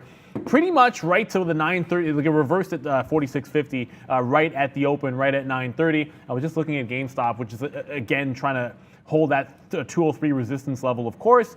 But AMC kind of trying to get back to positive territory, which is $1, literally exactly $1 from here. If it cannot break through, I'm kind of looking at that whole adage of the market goes up. A lot of times AMC, GameStop go down, and we are bouncing. If we got positive, I kind of feel like there'd be some selling going on in AMC. And we're getting very, very close to that. If we have a chance in the NASDAQ to tick green, and AMC is below this 46.60, I hate to say this because the eights will hate me, but I'd be shorting off of this level here. I think there's going to be some sellers in front that could pull it back in. There is an interesting support level, which could be, and it's maybe above that 45, pre-market low here. I know it failed when it broke. When it took this level out, it then held on a wick at least well above that 45 to 45.10. So any short there, you got to be thinking dip buy around that 45 even for the time being. I'm aiming for a short side trade here, but I only wanted it. The NASDAQ ticks green. Looks like it's still heading into the red, but that would be the setup for me that I'm looking at. I just got that IronNet as I mentioned, but I was already going to talk about the AMC thing, so I wanted to make sure I did that first. We're going to go into money talks. IronNet, it's just a short off this 27.25 level. I'll definitely take some out in front of 26. It's getting range bound, but I don't want this jailbreaking back into the upside. If it were, watch out for 29. That was that halt here. It capitulated through that price. I would short that even if this broke. Money Talks is up with Brendan at the big screen. Hey guys, currency time. Yeah, let's have a look at the Canadian dollar because we got some inflation data on this side of the border this morning as well. That was much higher than expected. In fact, August inflation consumer prices in this country were the highest in August since 2003. So it's been a long time. I was looking at the daily chart, though. It doesn't look like that big of a move. We're just getting back above 79. 0.4% here, 79.06 for the Canadian dollar. Still kind of choppy, stuck in a range overall for the CAD. Otherwise, pretty quiet here on the board today. Japanese yen, Swiss franc, notably lower. They typically fall with volatility to the downside. US dollar overall a little bit lower, 92.5 once again. And as we said, crypto's kind of hanging on to slight gains so far. Back over to you.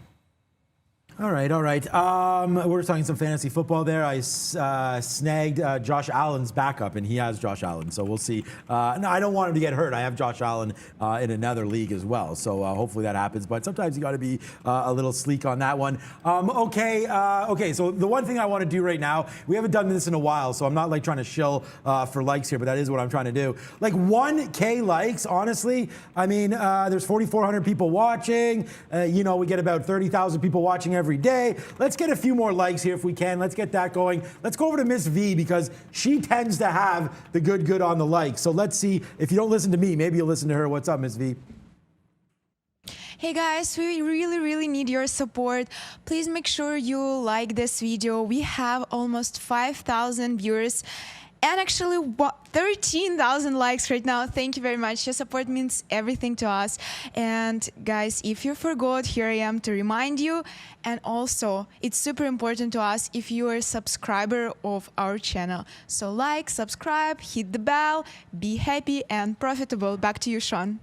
There we go. How about that? 50% more likes in a matter of 30 seconds right there. So thank you so much to everybody today, and I hope that you continue to support the show. Not only that, hit the share button as well, right? Put this thing on Twitter. I'm going to be running, as soon as I get approval, who knows, I only had this idea about year and a half ago, that we could run some kind of events on Twitter and stuff like that to promote some of the shares. So hit the share, hit the like, hit the subscribe. We are going to be working on something for you guys coming later on that one, but thank you so much. 1.6, Valeria. There we go, guys. 60% more likes in a matter of 1 minute there. So thank you so much. I guess we have to ask for it more. Ask and you shall receive. And thank you again to our community for all that. Starbucks, that's the most interesting name to me, Neil, because I'll find out why. I know Brendan. The thing is, Brendan brought the story, and he don't flake. So we'll find out what happened there with Starbucks. Maybe it was a downgrade or something. But you know what? Damn it. Why didn't I think about this earlier? So much of Starbucks business is China. So the second you hit the table, it's like, it's China. Yeah. So again, like 126 down to, so I can't buy this, but this is at a great level, man. My first Starbucks purchase was when it cracked through 50. We were out of Starbucks. It got out in the 80s. Missed this whole run upside, but I want to buy Starbucks again. I mean, that's just one of those staples that I think you got to get into. So we'll wait for Starbucks to fall back down a little bit more, maybe even 108, 110, something like that into this cluster might be something, which isn't that far away. I mean, yesterday you're at 120, today you're at 114. That's 6. Add another 6 to that, and it's not a pick 6, Neil. It'll be 6 straight. So if we can get that down here to 109, I think that's going to be a good spot to start your entry for Starbucks as the NASDAQ's still trying to bleed a little bit. Shout out to Matt Schaub, king of the pick 6 back in the day. I remember when he cost me a fantasy matchup because of a pick 6. Anyways, that's random. Sherveen, I think it was, might have been in chat asking about Robinhood. Big volume spike here. We just don't trade Robinhood anymore. I don't even know why. It just never on my quote board. Big volume spike right into yet. And again, it tries to break through 41 even and cannot get through that even dollar. Maybe today is the day. Certainly could be possible. If it gets there on a consolidation break, Robinhood looking pretty interesting with the market trying to go back up. I checked in on Coinbase. That wasn't doing a heck of a lot last I checked. But hey, capitulation bottom. It's not head and shoulders, but it's kind of like the reverse of a head and shoulders, the other direction. You put in this low again, yeah, kind of, and then you get a breakout opportunity through 41. Probably a better buy off of dips at 40. I wish I had seen this a little bit earlier. If you see this pattern, you should be looking for the breakout here at about 40.20 or 40.25, I guess, round to the quarters when it makes that break earlier in the session, because you have an obvious stop down at this 39.80, which was that previous support level, and then the resistance is until like that 41 even. So 2.5, 3 to 1, 2 to 1, whatever you want to call it. Good risk to reward is the way I like to see it. So good catch. I didn't catch it. You guys did. 41 break could be a thing during memes and movers. Could be a thing when we come back at 3 o'clock for the power hour, of course. And I hate to say it, but memes and movers, just for today, memes and movers goes to 12:30. Don't want anyone caught off guard by that. Only a couple of minutes to go. It's been a wild and crazy one, and somehow INDP might not be done. Maybe, as it just went back up and is trying to test his 20 level, which has been holding for about the last, I want to say, half an hour. Looks like it's showing some signs of cracking. And of course, as I say it just rejected the level the fourth time. Yep. Okay. So yeah, we did good on that one, but it's right at the level that we got out at. So that's going to be one to watch out. We are averaging into AMD again. Oh yeah, the bottom was 10 was right here. So yeah, we should be thinking about getting out of this one pretty soon here on a 104 break to the downside. We can look at a 15-minute chart. A 10-minute chart here for AMD, and we'll just watch out. I mean, there isn't really anything here. We're just going to use 104 as our out, just using an even dollar. So we'll wait. LVS, a good out there on the minute chart. You could see some 43s. We should have got out again down here near VWAP. I still think LVS does fall, especially if the market continues to go to the downside. I don't know if there's anything left for us to do here. National Day. National Day. Okay, I didn't hear anything in my ear, but... Well, I didn't either. Are we ready for the National Day? We are. Thumbs up from Lucas. So let's go over to Miss V for the National Day.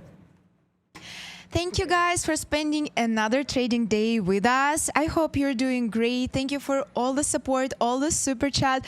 Thank you for bringing likes to 1,700. We appreciate it a lot. Well, me and Prad can wait to start memes and movers right after the live show, morning one. And happy National Double Cheeseburger Day, everyone.